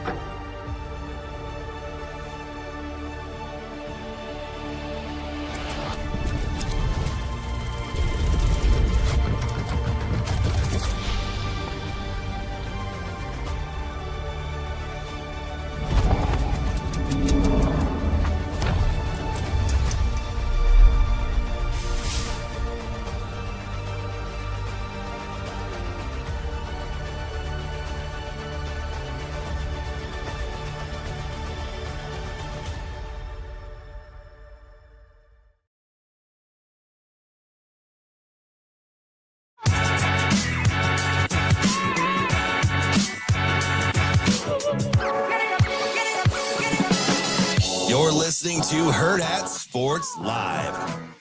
Welcome back, Hurrdat Sports Live. That's DB. I'm Ravi Lulla here at Hurrdat Sports HQ. I got some comments here. We don't need them. Amazing Daniel is confused about how old I think Sasha's grandma is if she lived through the Depression. I do appreciate Daniel trying to have my back. If she was born in like 1935 or 6, she'd be 90 right now, which I think is a reasonable age for someone's grandmother, considering that Sasha and I are about the same age.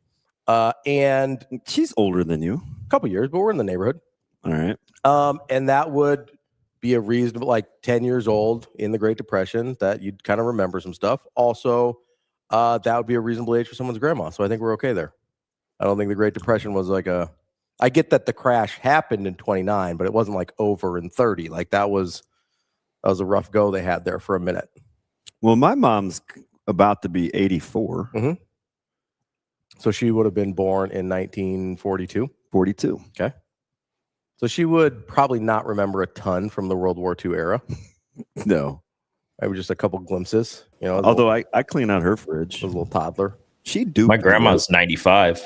I wasn't really planning on the dinner being like that yesterday. That born in 1931. But she was in Puerto Rico, so it's different. Yeah, I don't know what the climate in Puerto Rico was in the 30s. Closer to Vasco da Gama and Ponce de Leon, Fountain. What? Why? I don't know why they call it the Great Depression. Wasn't that great?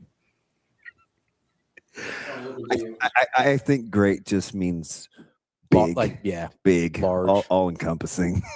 I could just called it the Depression. You didn't need the Big Depression. The Big Depression. A lot of semantics, please, today. TJ says, my mom used to eat those nasty Virginia hams cured in a mountain of salt. They hang those things and wire brush the mold off the exterior. That's very gross. Also, the first time I read that, I read it as Virginia Slims, and I was like, why is she eating cigarettes? But it's hams. Virginia hams. They wire brush the mold off? Yeah, do you know what that is? It's like they're like scrub brushes but the bristles are wire. Yeah, that's disgusting. Yeah, I don't think he was questioning the wire brush. I think he was questioning the mold. Well, you have to get the stuff off. Yeah, that's okay. Yeah, how about you just don't get it on there in the first place? What if we just don't eat moldy ass ham? Is that an option? How do you think they cure meat? Yeah, I don't. You don't cure meat with mold. Yeah, you cure it with salt. When you're curing meat, it shouldn't get moldy. The curing of the meat is to prevent the mold. That's the goal. How do they cure meat? Not like that. Have you ever seen a dry aged hanging piece of beef? It does not look very good. Yeah, I'm aware. It looks like grade A trash. And they cut along the exterior sometimes to get to what's in there. Yeah, that's the reason it's dry aged, to prevent the mold. Oh my God. Dry. It's in like specific temperature controlled, like all these things to prevent the mold. This is accurate. I feel like I need Rhonda. Who? Help me, Rhonda. Oh. Help me, Rhonda. Not that the softball team has won again. Another. All right, Daniel, if you want to get real specific about he does, though. Why do you gas him If you want to get real specific about the Depression, I'm guessing living in America during the World War II when everything was rationed wasn't like a picnic either, bud. So, okay, if you want to get technical, whatever. There was still a scarcity mindset during World War II. They were rationing things. Good Lord, man. So, I feel like... When they were rationing, were they... Standing! In a bread line, yes.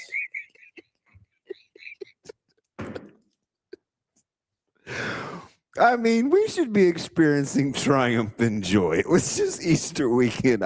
It's a very volatile Monday. Did you go to church yesterday? Yes. Oh yeah, they were talking about Lutherans. It's a very, very, very aggressive morning. How are you guys accepting of Lutherans? Do you like them over there? I don't know much. Okay. But I know. What do you want to know? That's what I am. You're a Lutheran? It's a joke. And Caleb was like all in. So like, hey, okay. Well, I just didn't know if the Episcopalians got along with the Lutherans. So I don't know. I don't think you have one of those churches where you're from, if I'm going to guess, Shane. AMEs? Yeah. If I had to guess. Probably not an AME where Shane is from. 20th and Lake, Shane. That's not where I was. Oh, did you go somewhere else? Yes. You didn't go to your AME church? No. Are there more? Is there more than one AME church in Omaha? Yes. Oh, okay. I'm genuinely, I don't know. Yes. I think St. John's is the oldest. I think it's the oldest church in the state. Is it? I'm pretty sure. To this day? Yes. Yes. I'm kind of still mad at Sasha. To this day? About what? I hadn't seen her all morning. She chimes in with the grandma reference. Sasha, if you're still listening, and then wants to help me with my yard.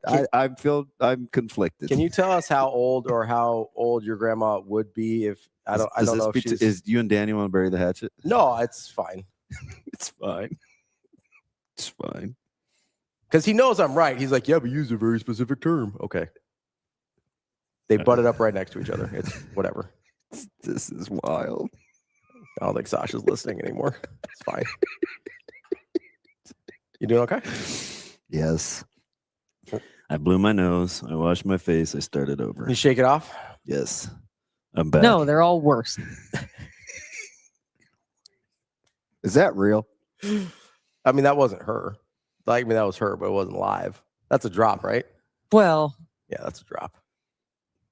Yes. You working on your putting? What are we doing here? So I'm trying to swing bats this weekend. Yeah.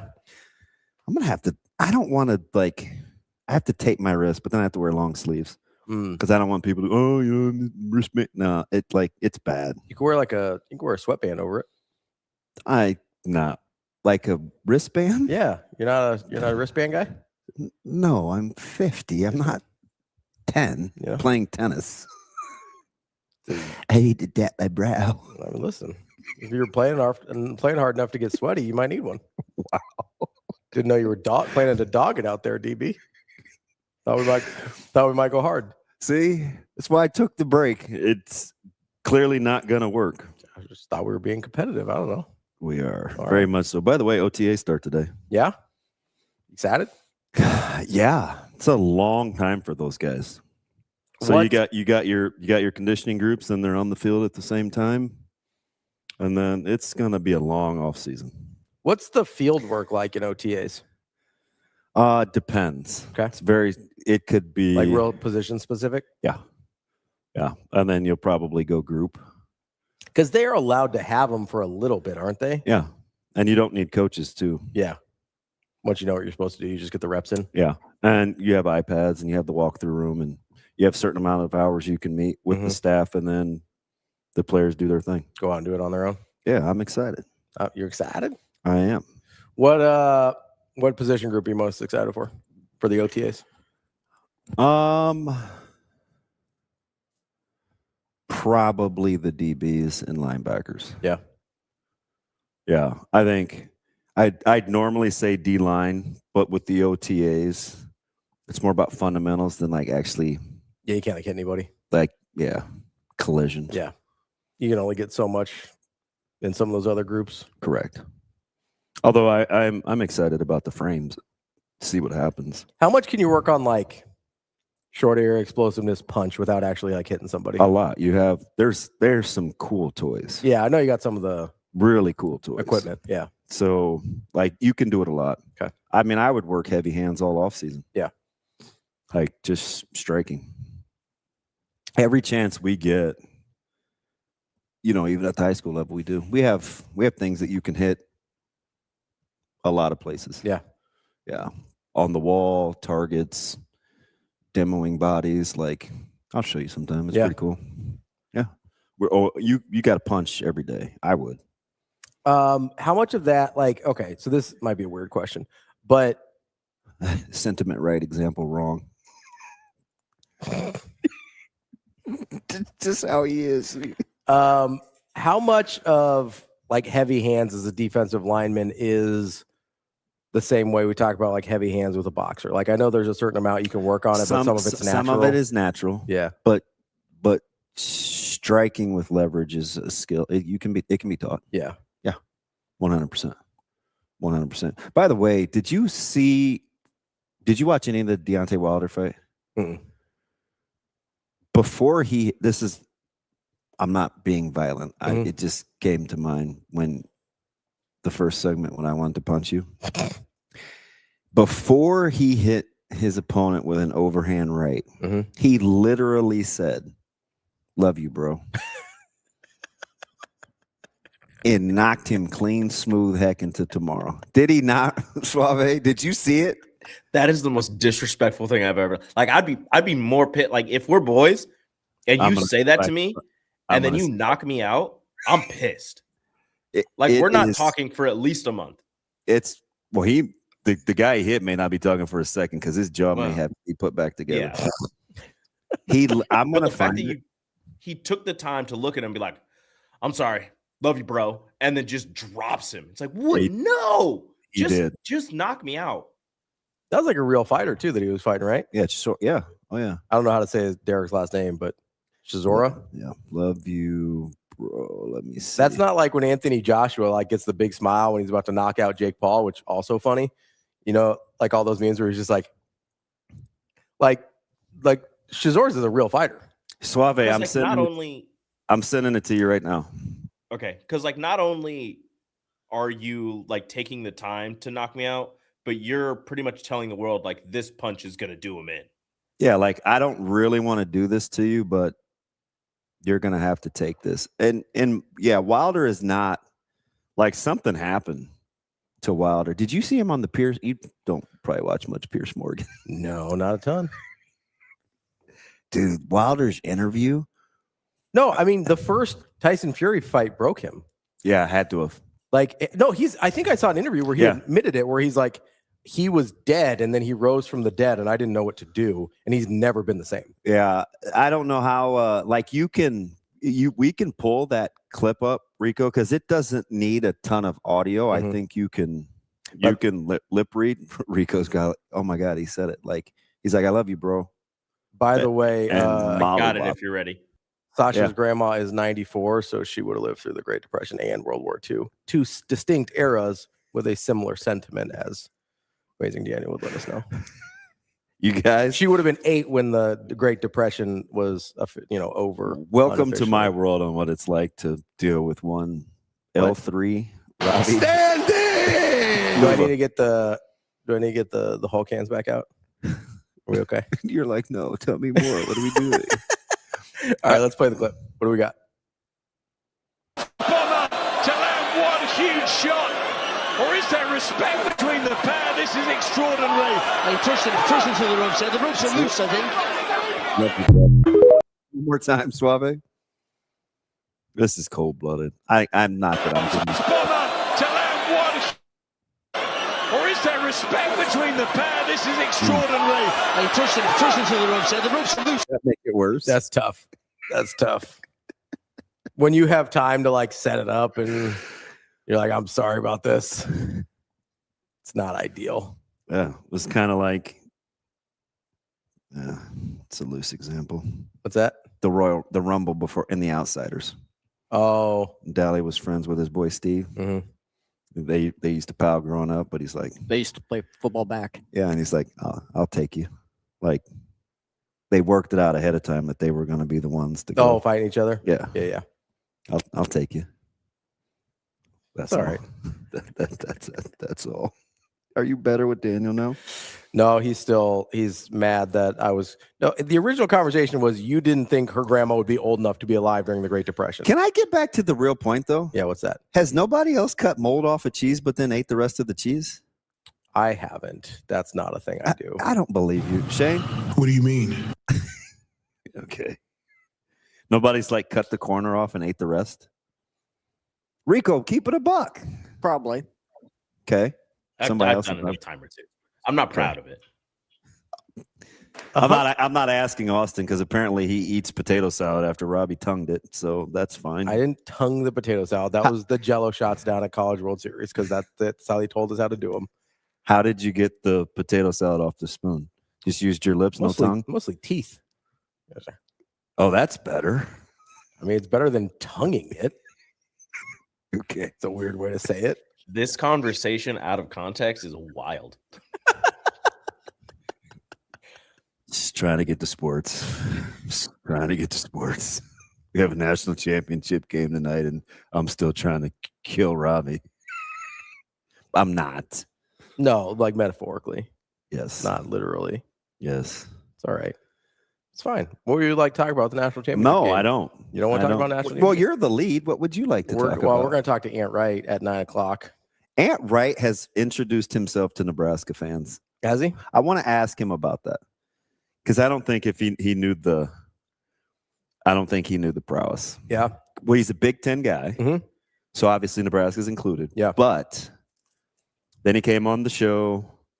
A lot of people on our show weren't super aware of him, but they liked him. I think now his interactions with Nebraska fans have increased tenfold. Yeah.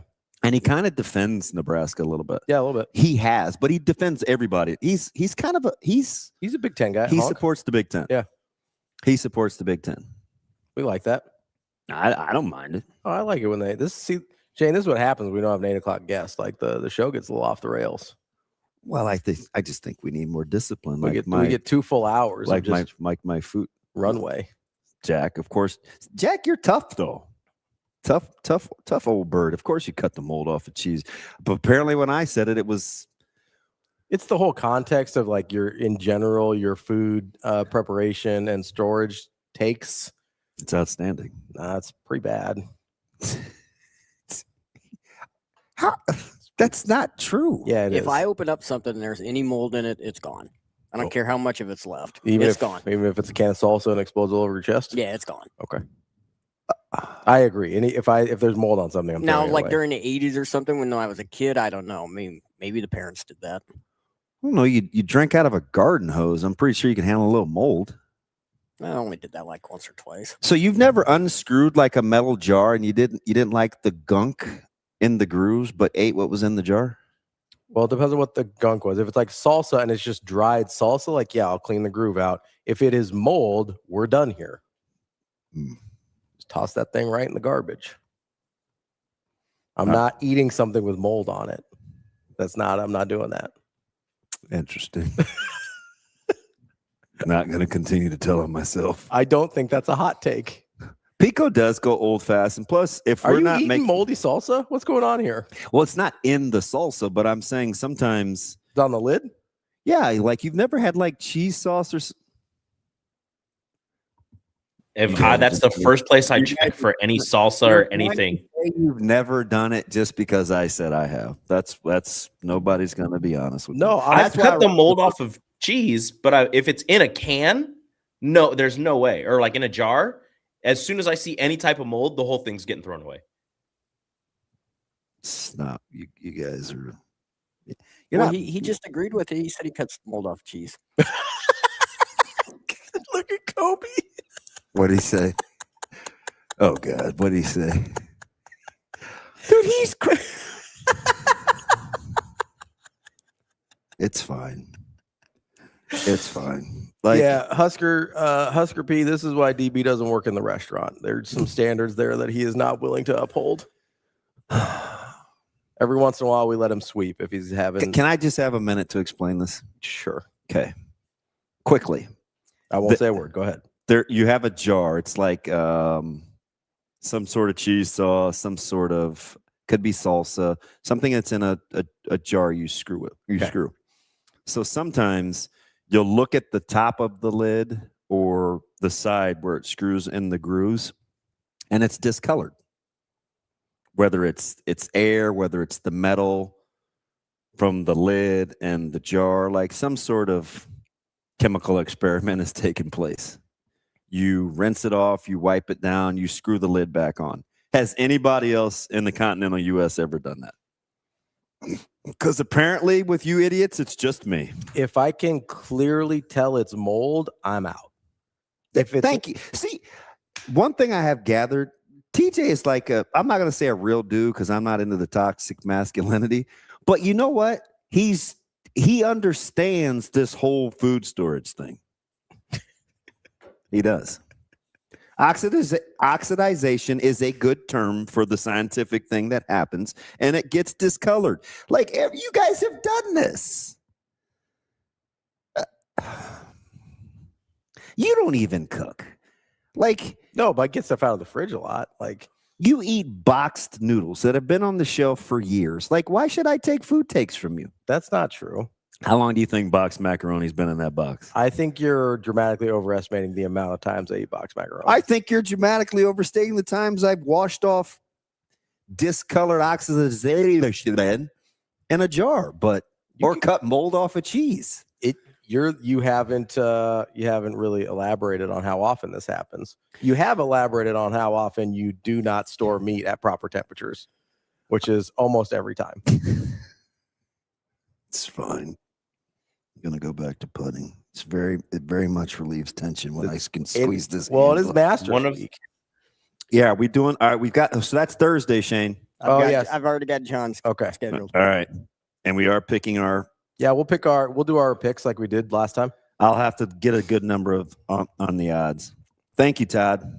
Todd's with me. I feel like the guy at the congregation that's like when you raise your hand, he's like, "Thank you, thank you." You like an auctioneer or what? Thank you. So I got 100, 100, give me 2, give me 200. Thank you. No.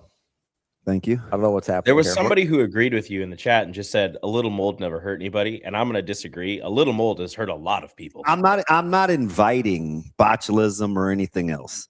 What I'm telling you is it's far enough removed from what I'm actually eating that I'm willing to move on. I'm willing to move past it. And I'm also saying that it's happened more frequently than you yahoos are leading on. More frequently for who? You or us? Everybody. Okay. I mean, you've lived this long. Barely. That's not great. Barely. Every day's a struggle. That's probably the mold talking. It's fine. Imagine how great your body would feel if you didn't eat mold. You know, Rico, I'm going to turn this on you for a second because the other day after I thought I was giving you a ringing endorsement of your athletic achievements in college. Apparently you thought I was taking a shot. You were. But afterwards, you were like, hey, you know, maybe you need to like hook me up with your guys at Next Gen. I was like, hey, that's great. I can definitely do that, which I still need to. What I wanted to say was, what if you just cut out the Mountain Dew diesel first and see how you feel? Absolutely not. Okay, fair. All right. I'm just saying that might go a long way. And no, I understand. No, I know. Okay. See, I'm not in denial. I'm not DB. I'm not saying that it's good. I You're know not it's gonna- bad for me. Listen, that's fine. As long as you're aware of the choice you're making, you'll be like, hey, not going to be as athletic, but I am going to drink the diesel Dew. Like, that's fine. Yeah, it just tastes good. That's fine. All right. You're awful judgy this morning. No, I appreciate that he knows. This is a guy. I showed you my athletic I ability. just want you to know you're taking food hot takes from a guy that put a giant size shovel spoon in his mouth, ate some random dude's potato salad. He had no idea where it came from. I know exactly where it came from. It came from Katie's grandma. And you jammed the fork back in his potato salad and endorsing him eating it. Well, listen, once I'm done eating, that's a him problem. So what he decides It's not my problem anymore. No, I showed you my athletic ability this weekend. It was great. I mean, you were shooting layups on an 8-foot hoop, so I don't know like what we're doing here. I won. 1-on-1. How old were they? He's 11. He beat an 11-year-old 1-on-1 on an 8-foot hoop, and he's like, I showed you my athletic ability. He challenged me. Are you talking trash while you're doing it? I would. I mean, I was. No, I was. He challenged me, and then the rest of the dads there were like, you got to do it for the dads. And I was like, why do I have to do it? I feel like I'm the one person here who didn't play basketball, but sure. I'm going to be honest, this feels like a Stanley from The Office situation. It was. I told you. Wow. I mean, where you were? What did I text you? You were at the in-laws, right? Yeah. So I'm gonna guess. Yes. You're the only person that looks like you may have played basketball. Yes. I mean, there were some tall people there, but yes. So that's why they singled you out to do it. Yeah, I texted to you. I was the kid that was picked first for basketball at recess and immediately disappointed my team. You're like, what is this? I wrestled. It's like Michael Scott picks Stanley, goes, you gotta be kidding me. I just don't have any idea what we're doing. We're talking about basketball. We're awful judgmental. No. Awful judgmental. It's not just it's about me. I'm not good at basketball. That's just a fact. Who's judging who? I'm not gonna lie. I feel like this is a Stanley from The Office moment. Like, oh, that's not judgmental. That's the context in which he gave me. That's what I said. And it was 100% accurate. I did drain a jumper though. It was sick. Oh. I told him that he looks like, he sent me some, I don't know why, he sent me some videos and photos of him playing basketball. And I go, you look like a wrestler playing basketball. It makes sense. It's fine. Listen, you out-athleted him. It's great. It's fine. All right. Athleticism is important in basketball. All right. It's good for you. You doing okay? Yeah. I'm having a bad morning when I'm in like allegiance with like tater salad. My man Dom's got my back. Like, I don't think he does. He said, DB, Google zombie fungus. I don't think that's going to go well for you. Well, I mean, sure. I'm just saying, anytime somebody's like, hey, you should Google this thing that we're talking about, usually it's called cordyceps. I can't get over how much I hate you guys. I'm glad Kobe understood that insult. He says, you look like a wrestler playing basketball. So disrespectful. LMFAO. That's how I meant it. I still hit the shot. I don't care what you say. No, it's fine. I'm not saying that they can't be effective. I'm saying it's going to look a certain way. I mean, because of course, Ravi out here with his svelte frame and light brown skin looks like Shea Gilgeous-Alexander. I'm just saying the jumper's wet and it looks good. I'm saying the wrestlers are going to move better than me. I'm not denying that, and they might beat me, but the jumper's going to look better. And I'm also not going to accidentally take out somebody's knee while I'm doing it. Wrestlers are a little reckless on a basketball court. I don't know if you ever played like I'm not Lou Dort. All right, chill out. I'm just saying a lot of wrestlers Lou Dort some stuff. All right. I suppose we better talk to Ant. Can I say this real quick before we take a break? Sure. Whose side of the trash talking are you on? Shea Gilgeous-Alexander's or Wemby's? I'm almost never on Shea's side for anything ever. I think he's a blight on the game of basketball.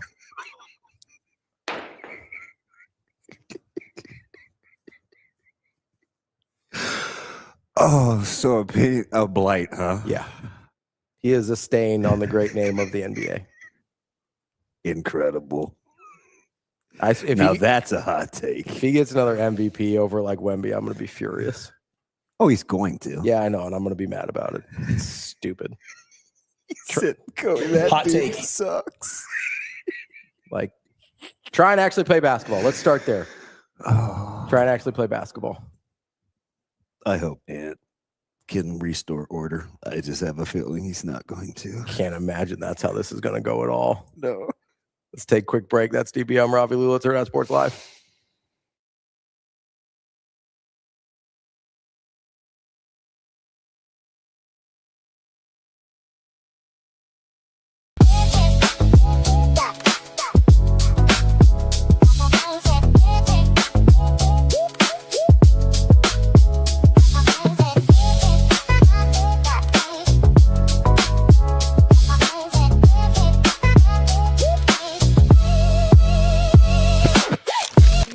That comes out of JUCO ball. Do you carry that chip on your shoulder of maybe being overlooked early on in your career? For sure, and being a walk-on as well, playing against a bunch of guys who are preseason All-Americans or 5-stars coming out of high school.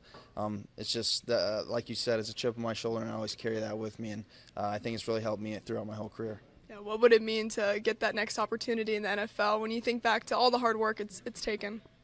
Just be super surreal and be an amazing experience, and basically just starting back to day one, back to the bottom of the food chain, working your way up. So nothing I haven't been involved with yet, but it'd be super exciting to get an opportunity.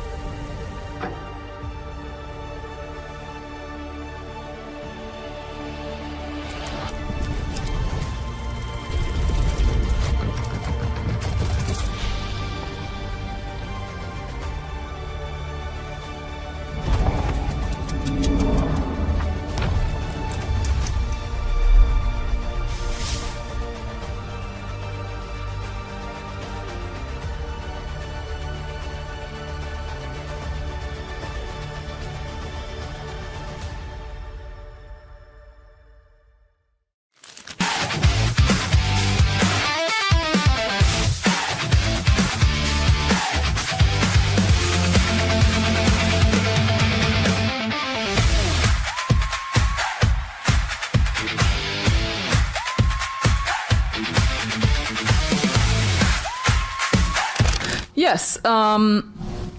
I'd say we've had a pretty rough 4 to 5 games, and we've been doing a great job of acknowledging that, working really hard and getting better in a lot of areas. So it was nice to see that being executed a little bit more today. I thought we had much better fluidity. We were much more aggressive in our attack situations, but also quite intelligent, and we put a lot of serve pressure. So it was all around a very good game from us. Totally understand a slightly decimated Omaha, but they're very deep, so we had to re-prep for a deeper roster and make sure we're ready for that other team that showed up today. And I thought we did a really good job, especially on the back of having 4 or 5 games that were a little bit shakier, which is the reality of a season. And I'm very happy that we're working through that in the right direction.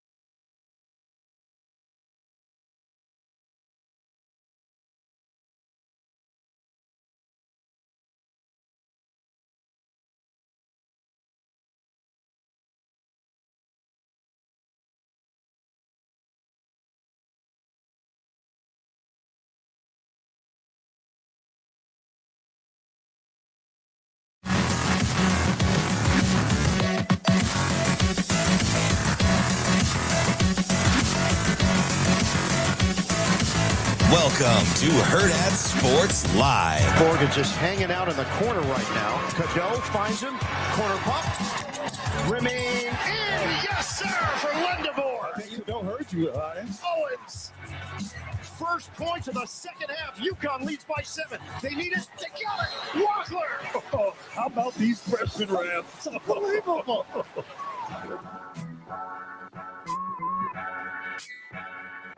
Welcome back, Hurrdat Sports Live. That's TBM Ravi Lulla here at Hurrdat Sports HQ. We're brought to you by Next Gen Mail Medical. We will be joined by Aunt Wright here in a few minutes. In the meantime, I heard that Rico gave you a bucket in the hallway. No, it wasn't me. He just showed me the video of him walking down this little dude. He's literally the biggest dude on the court. Yeah. And he's got it, and he's just walking him down. He's dribbling. And he pulls up, and he's like, wet. And the dude's like, Shane size. I'm like, you can't be giving those dudes buckets like that. Yeah, I mean, First off, he's 11, and he's like my height. Oh, damn. Must have been my angle. It was the elevation, you know. It was the riser. Dude, you're hooping in jeans and a button-up.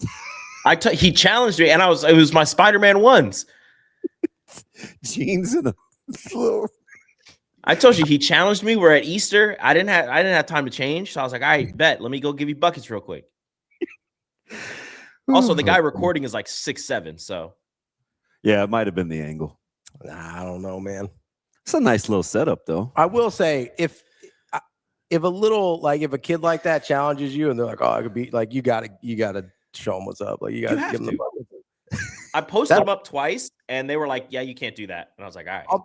I'll be honest. The only reason that, back in the day, I used to I'd help out with my. By the way, Shane, all the numbers are off. What numbers? Phone and cell for art. Oh shoot! I know. I know. Back in the day when I used to help out my friend's youth group, and it was middle schoolers.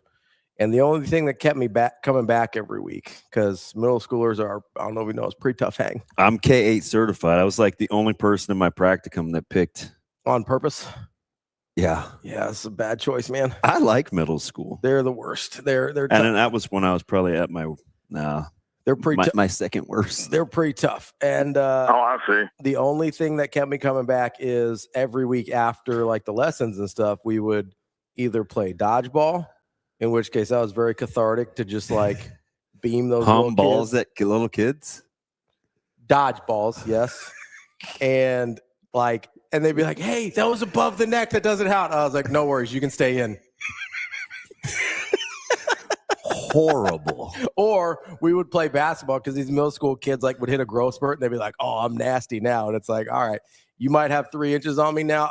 You're still getting these buckets." Yeah, I should have. So my degree should have been for you. Why is that? Because I'm KA certified, mild to moderate behavior disorder. I don't have any behavior disorders. So let's get over that. You absolutely do. Oh, I don't. I've never been diagnosed. Did you not hear your first segment this morning? I'll be honest. That was like 2 hours ago. I don't even remember what happened. Not going to be playing any Dan Hurley clips anytime soon. Yeah, no, it's because he's the worst. He's a full-on psycho. He's a crazy person. He's not. You're out here trying to justify a chest bump head tap. I don't know what are they going. I think you're exaggerating. I don't. Am I exaggerating, Rico? Yeah, I think you're exaggerating what that moment was. Well, why don't we bring it up? Well, I think Rico's going to bring it up on the screen here. I think you're fully exaggerating what the moment actually meant between friends. Dom says, Ravi, they gonna learn today in dodgeball.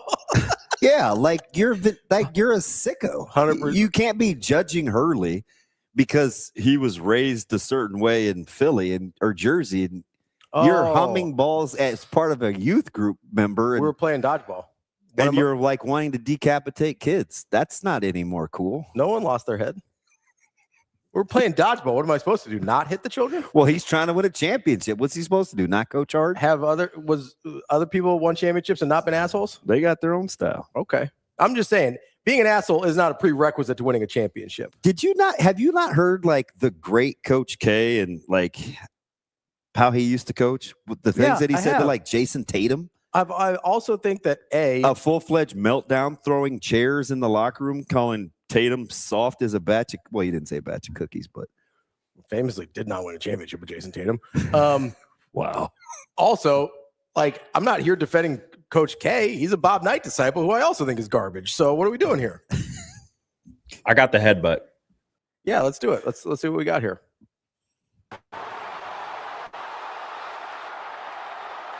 Yeah. No. So, okay, stop. What are we doing? Like where's TK? TK's probably actually at his real job. But here's the thing. I won't even call it. What's the official doing? What do you mean who's initiating it? Rewind it from the beginning. You remind me of Rodney King. And like what we see here is not what we really see. He did it to each other. Are you out of your mind? Yeah, Hurley's anticipating that the ref is coming towards him. I get the still. Come on, man, be objective. He's anticipating that the ref's coming towards him, so his reaction is to head. So why didn't the ref, given the pre-existing relationship, why is that so hard to understand when both people have said it? Here's the thing. Both people have said it. The ref, it's a nothing burger. We're boys. How we act. We're boys. We grew up together. First of all, I think that's not an ideal look if you're like, I didn't tee him up because we're boys. That's not great. The game's over. It's not, though. There's 0.4 seconds on the clock. He makes You didn't know that at the time. Yes, I did. No, you didn't. It happened while they were checking the clock. You're like ball game. That's what you said real time, ball game. They were doing Now you get the technicality of the 0.4 seconds because you're in the moment. But you said ball game when he hit the shot. It was over. Yeah, because at the time I didn't know that Hurley was going to headbutt a ref. Oh, God. If there's time back on the clock and you make contact with the ref, that's a tech every time. Every time. Every single time. Every time. What's worse? Except apparently if you're boys and then the ref's going to let it go, which is, again, not better. But it ain't Hurley's fault. It's his fault. What's worse, the fact that happened or that Hurley said afterwards that he thought the ref was coming over to celebrate with him? Maybe not ideal. Again, so listen, my man, there's multiple Brians that officiate, so I could be talking about anyone.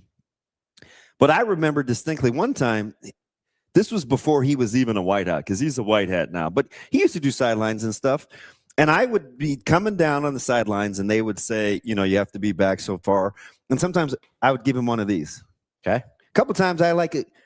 My man Chris Frank, I gave him a 2-hand shove once. Now he threw a 15-yarder on me, but that was this was not again. Can I finish, you child? Go ahead. That was the time last year when he said, "Say one more thing," and I did, and he gave me the flag. But like I mess with those guys all the time and make contact, but it's a pre-existing relationship. Okay. I can't. This thing doesn't even bend, does it? Because I want to see if I can just get it around your neck and squeeze. You might have the condescending. Okay. You might have a hard time getting me to sit still for that one. Chloroform. Takes a full minute. What'd you call the monkey term, Rico? What do you do when you spider jump? monkey? We just hop on the back there. Yeah, I ain't doing that. That's. Yeah, I think the pre-existing relationship and the I thought he was coming over to celebrate makes it way worse. It's fine. Way worse. Why is a ref that is? I don't know, Big Red Gun, but it's self-admitted on both their parts. Yeah, which is not great. Dude, they were down 19. I get it. Deal. Like it's not like the game was. What? Was the whistle inexplicably blown in UConn's favor? Conspiracy theorist. I didn't have a problem with the whistle. Freaking grassy knows Lulla. Yeah, you're gonna paint me with the conspiracy theory brush, DB. That's gonna make a lot of sense here. Big Pharma. Out of the two of us, we have our guest. Why don't you tell me about the Kobe helicopter crash? Do we have any theories on that one? Yeah, it was a plant. Okay. They tried to off Kobe. Why exactly? He was in the lawsuit with Big Pharma, and he was starting the NBA China. The NBA felt threatened with what he was doing in China. Wait, so was it Big Pharma or was it the NBA? Both. They conspired. It's big money people. Okay. I'm telling you, that's why they swapped out his pilot. Okay. I think Ant Wright's here. Ant would agree with me. We've got I guarantee Ant would be like, I'm content creator. You can find him on Twitter. It's Ant Wright. Ant, how we doing this morning? Bro, what did I just walk in on? Well, let me set the stage for you here, Ant, because there's a couple things. Number one, DB believes that Kobe was killed by some incredible collaboration between Big Pharma, China, and the NBA. Not China. Okay, what happened with the NBA? Oh, just NBA and Big Pharma. Because he was getting ready to start the developmental league in China. Okay. And the NBA felt threatened. Okay, there we go. That definitely is a thing that happened. And he had the lawsuit over Black Mamba with Big Pharma. And then also, the other thing we were arguing about was whether it's better or worse that apparently Hurley's bestie didn't tee him up because they've been boys for 30 years and he thought he was coming over to celebrate. He's being a drama king, Ant. He's going back with revisionist history because he's a notorious Dan Hurley hater and wanted Hurley to have gotten teed up. I think it's be really tough to tee up a guy in that situation. I also think if you make contact with a ref with 0.4 seconds left, like they both were in the wrong. Okay, does that make it better? It makes it non-teeable. Ant, I'm sorry. This is your No. It's first of all, if we know who killed Kobe, we have to find them and off them immediately. Yes, yeah, exactly. Man, this is kind of off topic a little bit, but it is on topic a little bit. But dude, this is our whole show. Everything's off topic. No, man. Kobe. I thought Kobe's best years were ahead of him. I think that's like the most sad thing about this whole thing. I feel every time he opened his mouth, like there was just wisdom coming out, and he was all for supporting men's basketball, women's basketball, and he was so much about growing the game. And that's the part that sucks. That's the part that truly sucks because I felt that I think he would have given the world so much more post basketball than he did during it. Mm-hmm. I agree with that. I thought he was really kind of aging and growing into kind of a ambassador and spokesperson for the sport in a kind of a really cool way. Now, any strong thoughts or water under the bridge with Hurley and how that thing was handled last week? I don't think it was that big of a deal. Honestly, I think you got to understand the situation. You knew there was like no malice to it, and it's about the players, right? That would have been how you would say, travesty.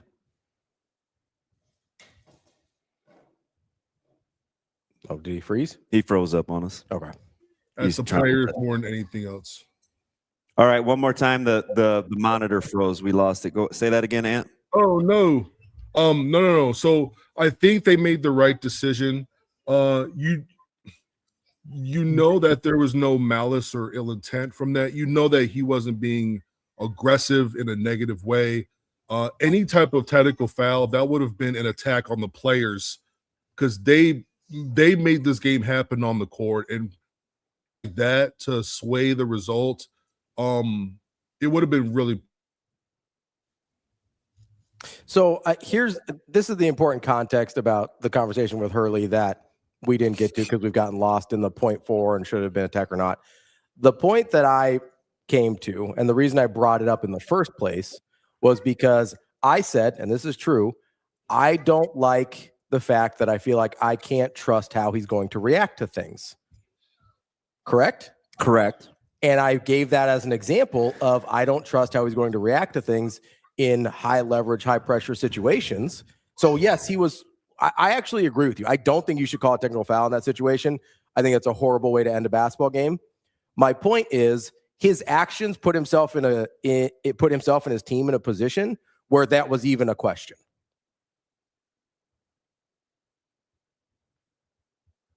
He's on a little bit of a lag. It keeps freezing up on me. That's okay. We're patient. I think. Is that on my side? I don't know. Let's just roll with it. We're very impromptu. I mean, I lay down on the floor and putt during interviews. I'm sorry. Like anything kind of goes. All right. Let me ask you. To not be on the Hurley thing, but to be on the Hurley thing tonight. One of my big takeaways from this weekend was just the lack of in-game adjustments from Coach Lloyd, and whether it was guarding pick and roll, defending pick and roll, I should say, their offensive shot selection, the good interior defense from Michigan, allowing Mara to show some toughness. What was your biggest takeaway from watching that Michigan-Arizona game? More Michigan just overmatched Arizona? Were you a little disappointed in Arizona? Michigan did what they did. And I feel when you allow Michigan to do what they do, you're not going to have a chance. On top of that, I think one thing that was really overlooked going into this game, I think so many people were so hard focused on the matchup and the size and the Jaden Bradley, All-American, he can get under Cadeau's skin, and Krivas, he's got everything for this front court and a walk off the bench and da-da-da-da. One thing that wasn't really talked about was that the freshmen that Arizona played, they had to set the tone in this game. A lot was dependent on how they were going to attack this game. If you really think about it, who was the best freshman in the game? It was I thought Pete. No, it wasn't Pete. It was what's his buckets. Kept making the threes for Michigan. Oh, McKinney. It was Trey McKinney. McKinney. I thought you meant it was Trey McKinney. Oh. Does Trey McKinney start and set the tone? Mm-mm. Do they rely on him to do that? No. Do they rely on Pete to set the tone at the start of the game? Yes. Do they rely on Karchinov? Yes. Do they rely on Braden Burries? Yes, for sure. They didn't meet the matchup. Yeah, the moment. Yaxel or not, that's why the game went down 10-1. It's a really, really poor start. They settled in, but by the time that they settled in, Michigan had already figured out what was going on and what's happening here. They cut the game to 5. It was a 5-point game. It was 28-23 for about 12 seconds. It never got, I don't think it ever got within 10 again after that spurt from Michigan after that point in time. So when it comes to McKinney, he had an easy job. Come in the game, get buckets, have confidence. Karchinov, Pete, Burries, that 60% of your starting lineup needs to come into this game not wide-eyed, knowing the physicality that you're about to get against one of the more physical teams in the country, arguably the best front court in the country. And they just didn't meet the moment. And when that happened, those guys on the bench, they're looking at those guys to set that tone to understand what it takes to battle in this game. They were like, holy shit, these niggas scared in the moment. You know what I mean? so even when they checked in, I didn't feel a jump in energy. And that's what you need from your bench. Like, what did Roddy Gale do coming off the bench? Catch lobs and dunk. Yeah, like Trey McKinney off the bench. Trey McKinney had his second dunk of the season. I know it. You know what I mean? Will Chatter was in the game setting screens. Bruh, he did a pump fake. He did one or two dribbles, jump stop, ball fake, made a perfect. He was at 5-star camp. These dudes had no pressure because they were like, yo, these starters have set this tone that we can't only play with them, but we could probably run these dudes over. Let me flip over because I think my heart said Arizona. I didn't like the fact that Michigan was favored, even though it was close. I thought it was more about being in the Big Ten Conference. Then the matchup actually happened. That was very disappointing to see that Arizona could not or would not make adjustments. They allowed Mara to actually gain confidence. He was unplayable 48 hours earlier or a week earlier. Like he couldn't play Mara, and they let him flourish, which was disappointing. But on the other side, I liked UConn the whole time, and I actually liked them to be more than competitive tonight. I certainly would take the 6.5. I think it's going to be a much better game than maybe the experts think. Were you surprised at all at what happened with UConn and Illinois? No, I wasn't surprised. I did think that they were going to have the game be a little bit closer. I didn't think UConn was going to control the game that they did for about 35 minutes. And I feel that they had full control of this game. I never felt that Illinois truly, I don't think that they truly felt that even, I never felt that they threatened ever. And I know they cut it down to like 3 or 4. Nothing in my mind told me that they were going to get a stop here. They needed that stop. 4-point game. Illinois called timeout. Honestly, I wouldn't have called timeout. You don't want Hurley to set something up. Yeah. But at the same time, they got the stop. But they got the offensive rebound, and Mullins hits the 3. That's it. That's game. You're down 3 possessions with under a minute left. That's it. It's over. So I'm not going to say shocked. I mean, you gave Hurley 5 days to prep for a team that you've already played, even though the minute allocation on both of those rosters were very different when they played at Madison Square Garden on that ugly blue court. But like they played Mihailo Petrovic more than a lot of guys who were playing 30-plus minutes now. And Mihailo, I don't remember the last time he played. I forget what he even looks like at this point in time. But I do think that when it comes down to that game itself, it went the way that it was supposed to, in my opinion. As you look at the results of the 2 Final Four games and heading into tonight's game, one of the things that, I felt kind of dumb going against Michigan and going against UConn, when coming into this thing, I had been very adamant about like, hey, these teams that have true freshman leading scorers just don't win national championships. Yeah. I think there's 3 ever since the and it hasn't been one since Okafor. Yeah, since 15 in Okafor. There's been 3 ever since freshmen became eligible that have actually won a national championship with their leading scorer being a freshman. How much you kind of talked about it with Arizona there. with, hey, you're really relying on 3 true freshmen to like set the tone and carry the weight early for your team. Like, how much of it to you was the freshman? Obviously, it seems like in the Arizona game, that was a big thing, but like Wagler is kind of the same deal on the other side with Illinois. And then how much of it do you think is like, I think Hurley's a dramatically better coach than Brad Underwood, even if I'm not a huge Hurley fan. Like, he's obviously a great coach, and my issue is a personality thing. But like, how much of it do you think is the coaching versus the construction of the rosters age-wise? I think when it comes to coaching, it's not like, oh, it's because of this prep. No, it's because of from May, from June, July, like what is important to this coaching staff. Like I just read an article about Hurley, and some of the players were like going over what are your like welcome to UConn moments, right? And one of them was about they were in a drill and Terrence Reed didn't dunk the ball. Hurley lost his mind. All the players had to run stairs. They came back and regrouped. Everything was cool. Same drill. He lays it up again.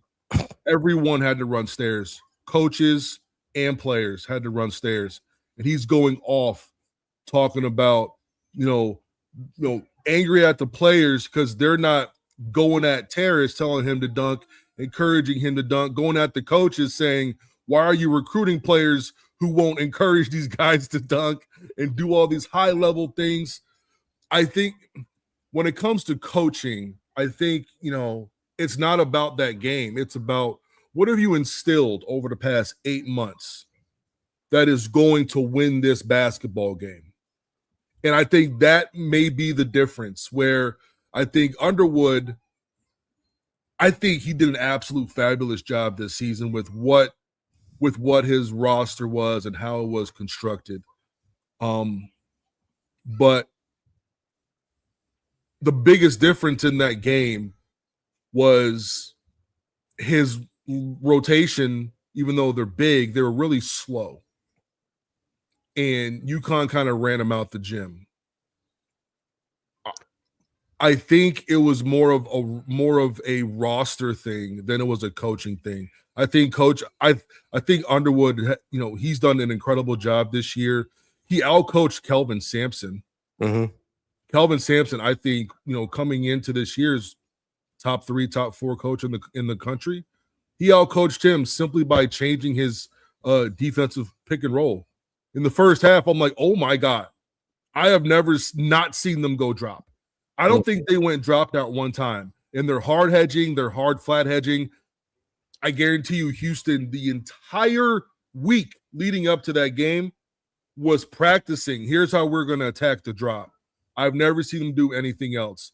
And they come with a game plan that nobody has seen in years. A former Illinois assistant coach was even shocked. He was like, oh my God, I have been trying to get Brad to like show different types of coverages for years, and I can't believe we just saw it against Kingston and Uzan and all those guys. So I think this was a personnel thing more than a coaching thing, in my opinion. And we may, and I'm not sure how much you pay attention to what Vegas actually thinks, but with a 6.5, 7-point spread, if you just dropped in and you're covering the sport, what would you have made the line heading into tonight?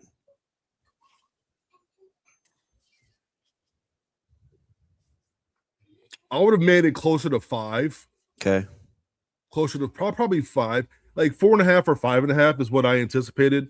Thought 7.5 was a bit much, especially with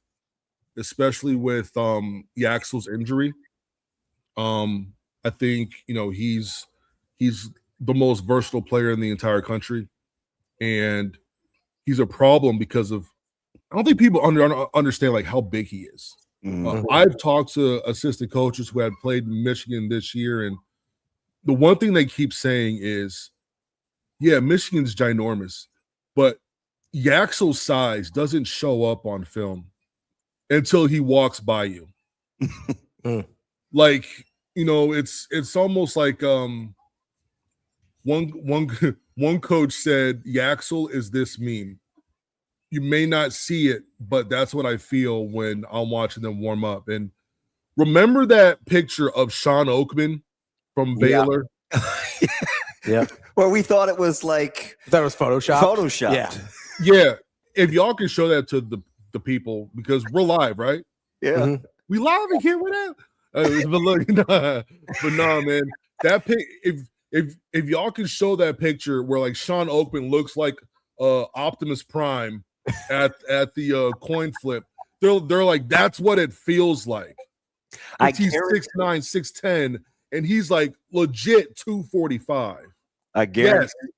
Listen, I was gonna say our in-show producers are incredible. So when you challenge them to do anything like that off the fly, on the fly, somebody's gonna come through with it. Like it's I love that. Oh yeah, man, we're truly like we got a good team.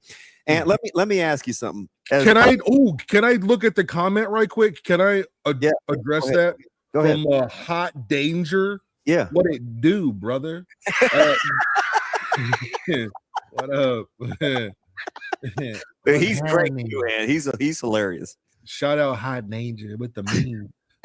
Yaxel takes nights off though. He has weird games with single digit stats and 0 rebounds.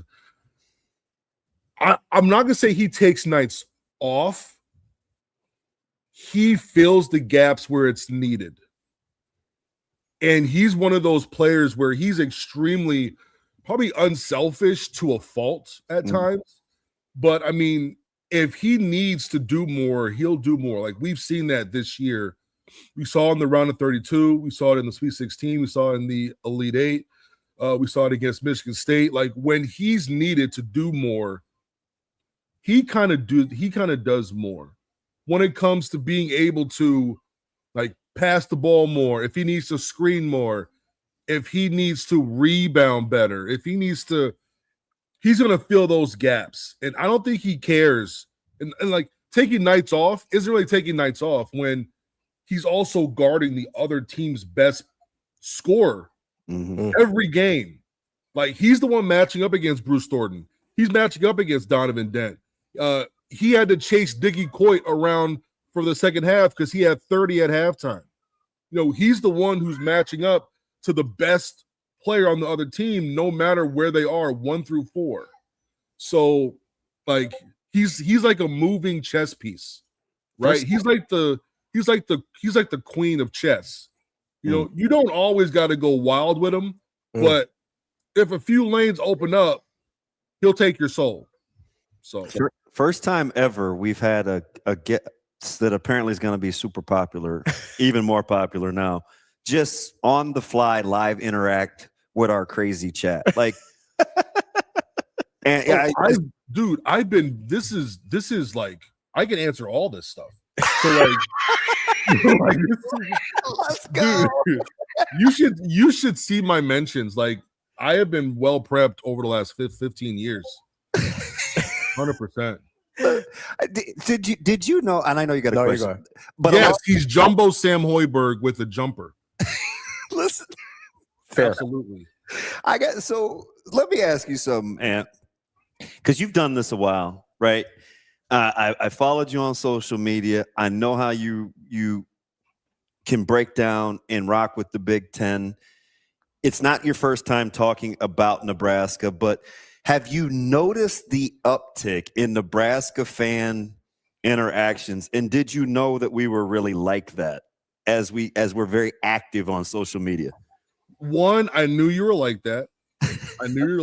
Two, it's really cool seeing Nebraska fans after March 10th. Like that's so cool being able to see, like, I think Nebraska fans more than ever have really paid attention to this tournament and have really enjoyed it more than ever before because it means something. They have something to look for. It's not like, ooh, man, Alabama plays Texas Tech. How are they going to match up? Ooh, we're no part of this, but you know what I mean? Being a part of it gives it way more juice. Being able to, see, okay, is Vandy going to win this game? Because, man, if we can get that, 12, who knows if that'll be an easier matchup, and then you play Vandy, you're fully invested, you're going to a Sweet 16. Even the guys on the court took them 5 seconds to understand what happened in the game, and then fans are feeling that, right? There's probably fans crying at home, like, I can't believe this is happening, can't believe this is going on. No, I know Nebraska runs deep because I go to their media guys and I see their numbers. And I'm like, there's a reason behind it. If I go to Northwestern, their best media guys got maybe like 900 followers, like 900 subs, 1,000 maybe. You go to USC, same thing, maybe 20,000, 15,000. You've got media guys with over 100K over there. Like, that is sick. They're not even funny. They're just tweeting shit everybody knows already. Like, it's insane. It's nuts. So, like, for y'all to Michigan doesn't even have that. Michigan doesn't have 100K people. Michigan State doesn't have 100K people. Ohio State has like 11 Warriors, but even their media individuals maybe in the 90s. But no, Nebraska people are insane. It's insane. You know what though? One of my I mentor a kid. He is 2031. And I'll tell you right now, he has a chance to be like top 5 in the country. So he's a 7th grader now? Yeah. Okay. Yeah, he's very good. Very, very good. If you don't believe me, go to his Instagram, BRAY.Calhoun. Bray.Calhoun. Bray.Calhoun. Go to his Instagram. Okay. He has a chance to be top 5. I told him the other day, I said, look, you need fans to love you no matter where you go. Like, you don't need to go to one of these places for money. And I'm like, look at Nebraska, bro. Look at how Nebraska loves their players. I'm texting Coach Lenzer right now as we speak. But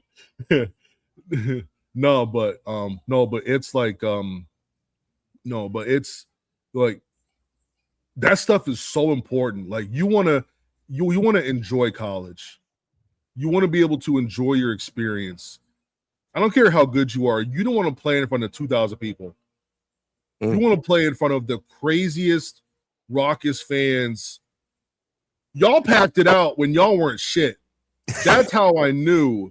That's how I knew that Nebraska was a very special place. Very special place. Wait till football gets good. Again. Oh yeah. Oh man. I already know it. I already know it's a football. I already know the football goes crazy. I know volleyball goes crazy. Yeah. But the fact that y'all do that for all your sports and in full support, there's no bandwagon. There's none of that. Nope, just in. There's no bandwagon. I love it. The only bandwagon is probably what I saw with like Indiana and like Notre Dame football. There's maybe a few Nebraska fans who like Cretan hoop. But that should die immediately. Hey, and baseball's top 20, softball's top 5. Man, it's crazy. It's the best show in the state, man. And it's a hell of a brand. I love the brand. I love the fact that it's not white. I love the fact that it's cream. I think that's also really cool, and it separates yourself from Wisconsin and Indiana and Rutgers and like Ohio State and on like all these other black and all these black, red, white schools. I think the cream is a very nice hint of individualism. That's deep, Ant. That's deep. Go ahead. So, Ant, I was going to talk to you. I was going to ask you about somebody brought up the Axel Lendeborg thing and says he takes games off. I would like I think there's a distinction that needs to be made here, and you explain it with Yaxel specifically on kind of where he fits in and why the stats look like they do sometimes. But more generally speaking, like, do you make a distinction between guys that take nights off and guys that have off nights? He doesn't have off nights. Mm. And I wouldn't even say that he takes nights off. I think there are games where he doesn't do what people want him to do when they watch the game. Mm. When he could control and impact the whole game, and you'll see him have like 11, 6, and like 4, but by far the best player because he was doing so many little things, diving on the floor, getting the 50-50s, playing good defense, making the right pass that got the other person open. He impacts the game at every single level. I haven't really seen this from a college player.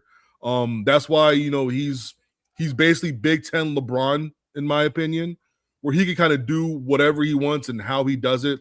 Whether he needs to share the ball, whether he needs to defend, whether he needs to rebound, whether he needs to put his head down and score a little bit more, whether he's also, he's very, very cerebral, where he will see a set and then he'll come back down the next time down and he'll want to twist it a little bit.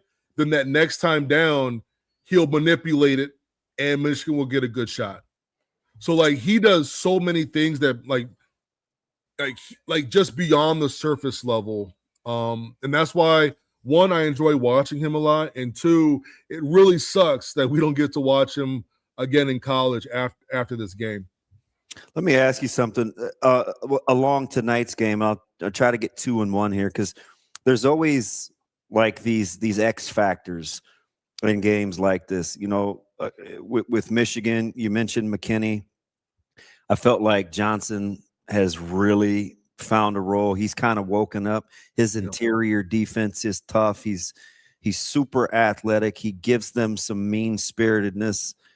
Is there a guy, and maybe it is Morez Johnson Jr., but is there somebody that you're paying attention to on either side, right? Maybe it's how you would manage solo ball or what you do with them. Well, give me an X factor for each team that's maybe flying a little under the radar tonight. Outside of like Yaxel's health,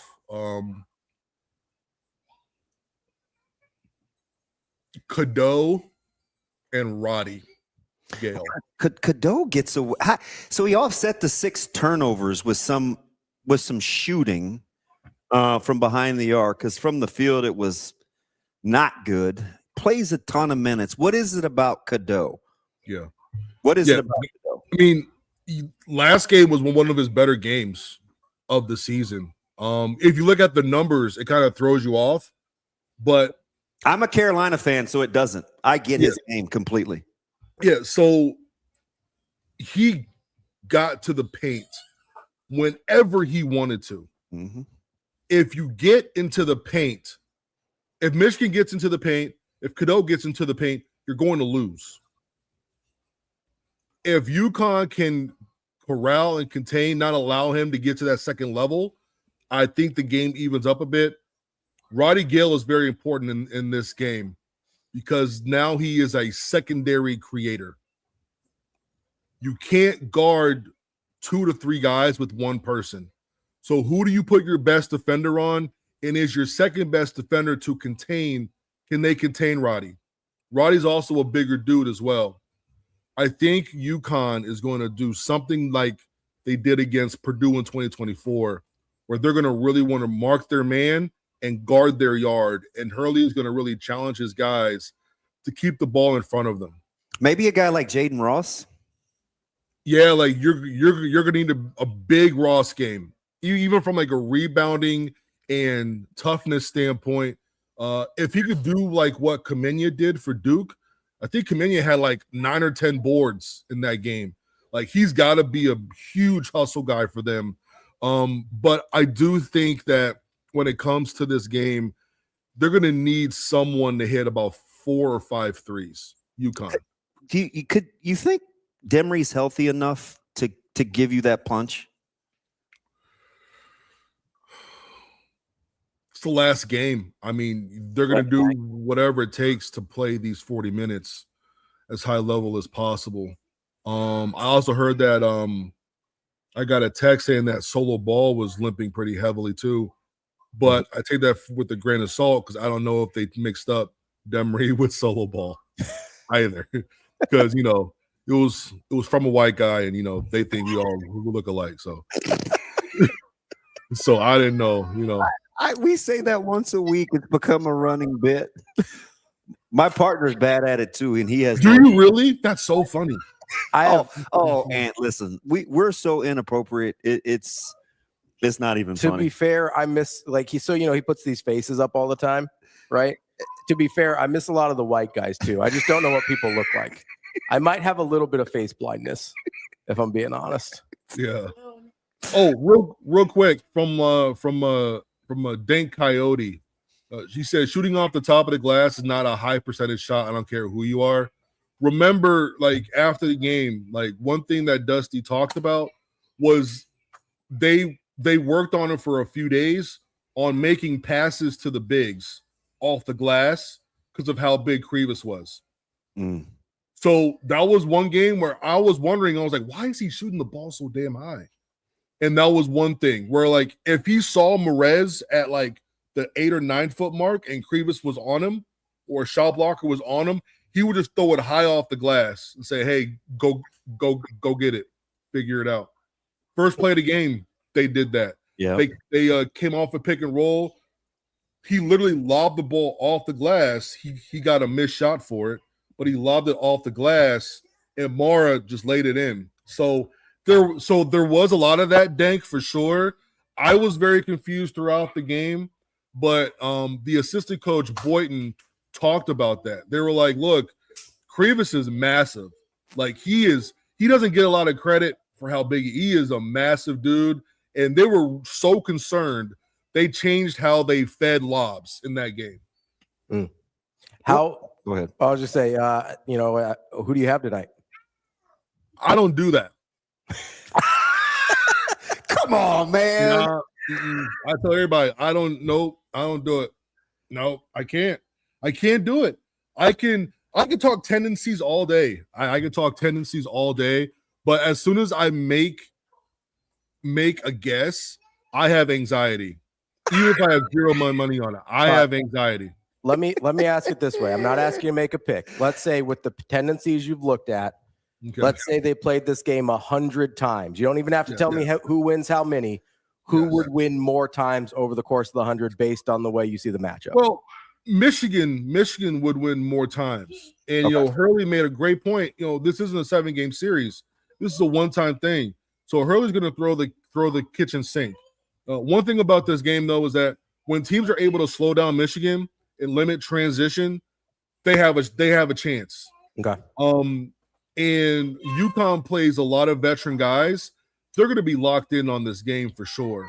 When it comes to off-ball screening, I think I tweeted that out about like half an hour ago.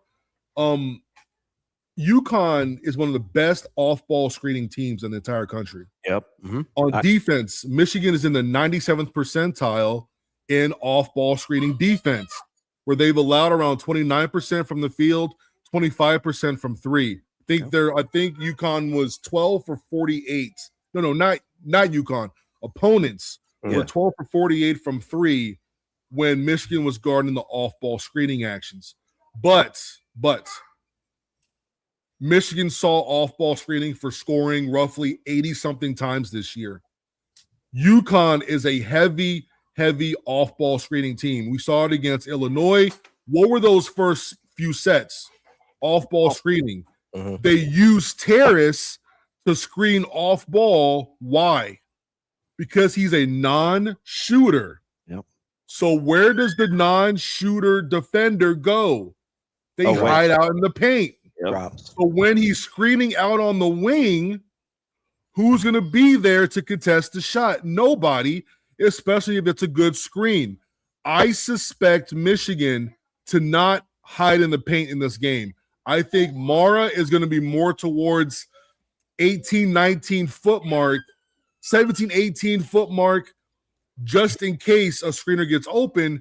so he could still contest. But that does open Terrace Reed for a lot of slips to the baskets, a lot of quick cuts. And you have Caravan and or Dimry and Mullins on wings too. Yeah. If Solo Ball can actually make good decisions off that action. And you got specific with the details, and I love it. And I know sometimes when we're talking hoops, it's like we want a dry erase board. But I love the fact, because I told Ravi why I thought this game would be close tonight. I said, hey, this is a hot take. I certainly would eat the 6.5, 7. Wouldn't surprise me at all if UConn won it. I was disappointed in the high-low action from Arizona, not enough action. They allowed the game to be too condensed for Michigan defensively. You will not, and I said you will not, this was first hour. You won't get that from UConn tonight. Their action and their ball screening will make it seem like there's considerably more space on the floor. And Michigan doesn't like to do what? Doesn't like to chase with the Doesn't bricks. like to chase. That's why Nebraska was so good against them offensively in Ann Arbor. That's not what Michigan likes to do.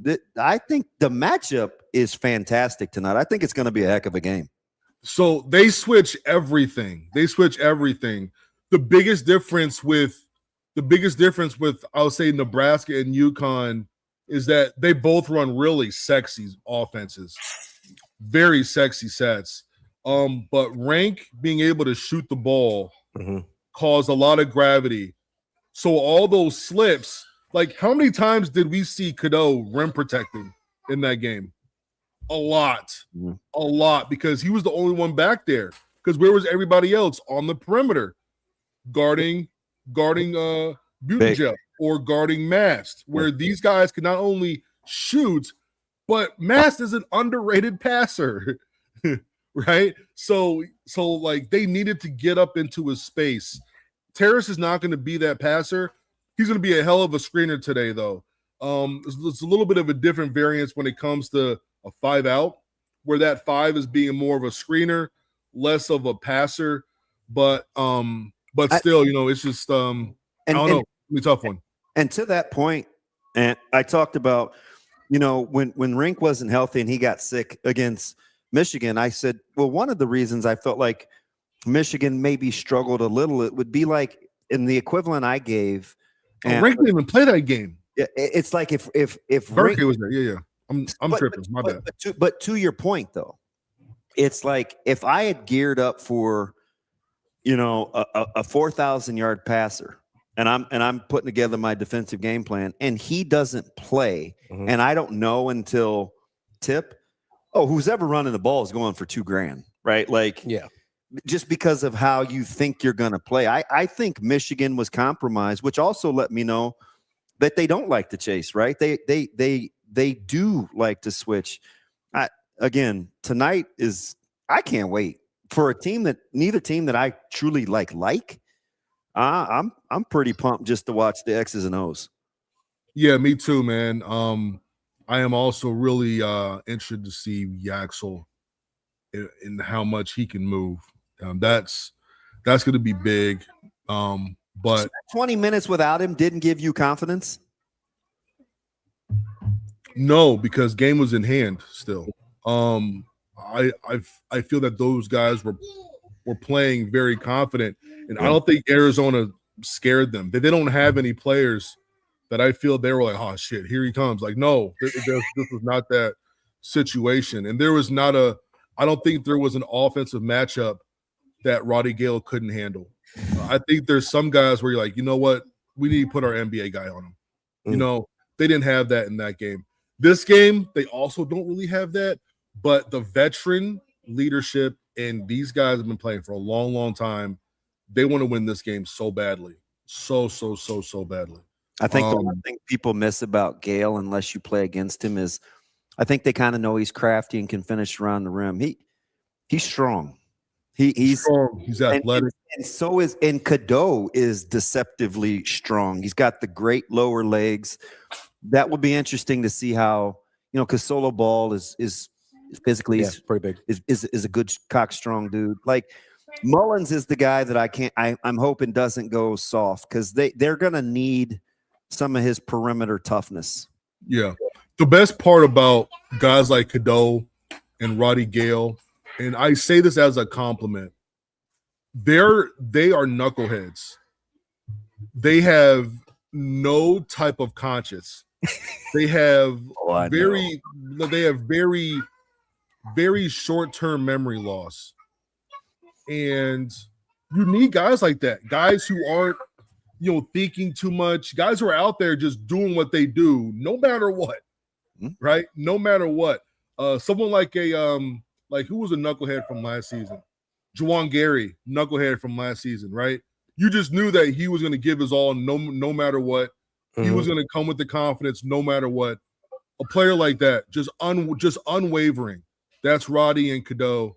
So even if things go bad at some point for Michigan, they have the short-term memory loss to be able to get through it and just 180 it in a matter of one possession.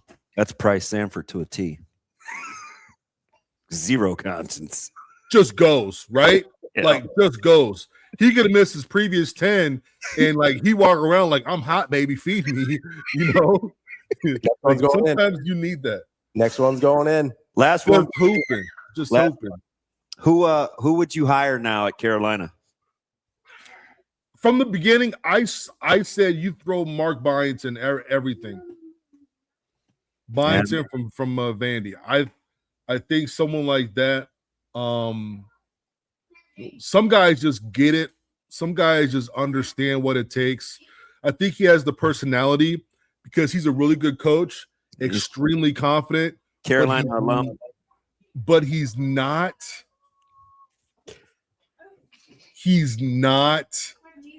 me. And I feel that's very Carolina-like. Yeah, I needed to get into the details of that contract extension he got, revisit that buyout, because I know they won't be done making a run. Yeah, it's crazy they don't have anybody yet. Portal opens tomorrow. I know. Yeah. I know. Portal opens tomorrow. I think they really thought they were getting Tommy Lloyd. Well, agents, man, these agents are crafty. Listen, how about the buyouts? Listen, when you get to a certain point, you can make up any number you want to. You know what I mean? Yeah. When you've had to scratch and claw your way, and you had to clean the jerseys, you had to clean them nasty drawers, you had to be up till 3 a.m. cutting clips for practice at 5 a.m. You had to do all this dirty stuff for decades. Some people do all that, and they still can't even be like an associate head at a high major. Yeah. But you go through all that. You are a high major head coach. You bring millions into the university. You could kind of do what you want, in my opinion. Yeah, I know it sounds insane. And they don't bring it up unless someone gets fired, right? Yeah. Right. But that is protection. That's saying, okay, I can do this. You need to invest in me. So I get it. It's not that year. It's you working since you were 15 for this. So when you said, I'm going to be a coach, not good enough to play, but you know what? I could be a student manager someday, and I could bust my ass. And one day I could be a GA. One of the assistants may take a job somewhere. I'm going to make sure I'm cool with all of them, so they take me with them so I could go over there and be a player personnel, or I could go be a Dobo. And when I'm over there, we got to fucking win. So I'm going to do whatever it takes. I'm going to make sure that we got all the flights. I'm going to make sure that nobody's allergic to anything on the plane when you get food for the team. That's tough. Which is insane. I'm sure someone got really yelled at about that, but probably lost their job. Maybe. I have to go check if there's an opening. Food allergies, that's one thing you don't mess up. People could die. Yeah. Yeah, exactly. So like you got to be a Dobo. And then you know what? That one assistant coach, he wants to move up again. He's going to take a job at a mid-major somewhere. Hey, I'm about to go to Campbell University, baby. Go Camels. And you're like, How you like orange and black, buddy? You want to be an assistant coach? Oh, absolutely. I'm tired of cleaning draws. Then you go over there, you hanging out. You're like, damn, we're at Campbell. Damn, High Point paying how much a player? Shit, we got to get up out of this conference, coach. No, we can't. We got to stay here, brother. Damn, who gonna hire us when we're out of here in 2 years? I don't know. You got to deal with all this for 20 years, dog. 20 years, man. You don't get a family. You want to have a family? Your kids are never gonna see you, bro. Your wife is never gonna see you, bro. Like it's a man. Woo-wee. Campbell's on the bingo card. My former teammate was my roommate in training camp at Carolina, Mike Minner. Used to be their head football coach. A shout out to the Camels. Put that on the board. Shout out Chucky Chuck 19. You are correct, unless your dad is a legendary coach. Hey, we rock with Chucky Chuck. That dude loves him some hoops. That was my problem. I should have been born to somebody that was a D1 head coach. That's my bad. Wow. Who's your dad? LeBron James. You can get whatever you want to do, brother. I tell you what, though, I could have gotten. Do you know how rare it is to be born? Do you know, like, have you ever looked into how rare you are as a living person? Like, just imagine. Yeah, LeBron. Just imagine you as a person, you living and being here. Do you know how rare you are as an individual? You are extreme. Like, if Pops rubbed one out the night before, you're a goner. You were not here, brother.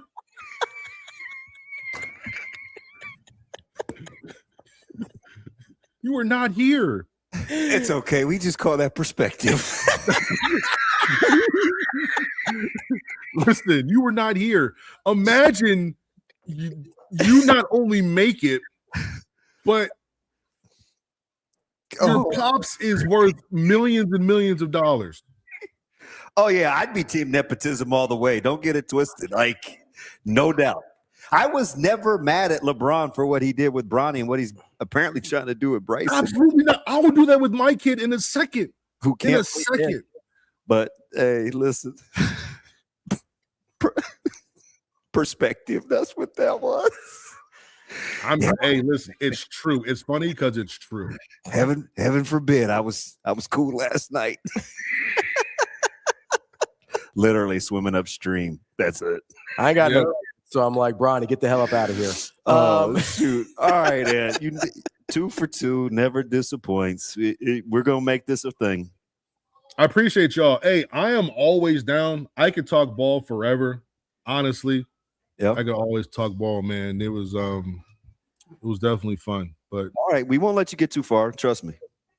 No, it's all good. It's all good. I appreciate y'all, man. All right, buddy.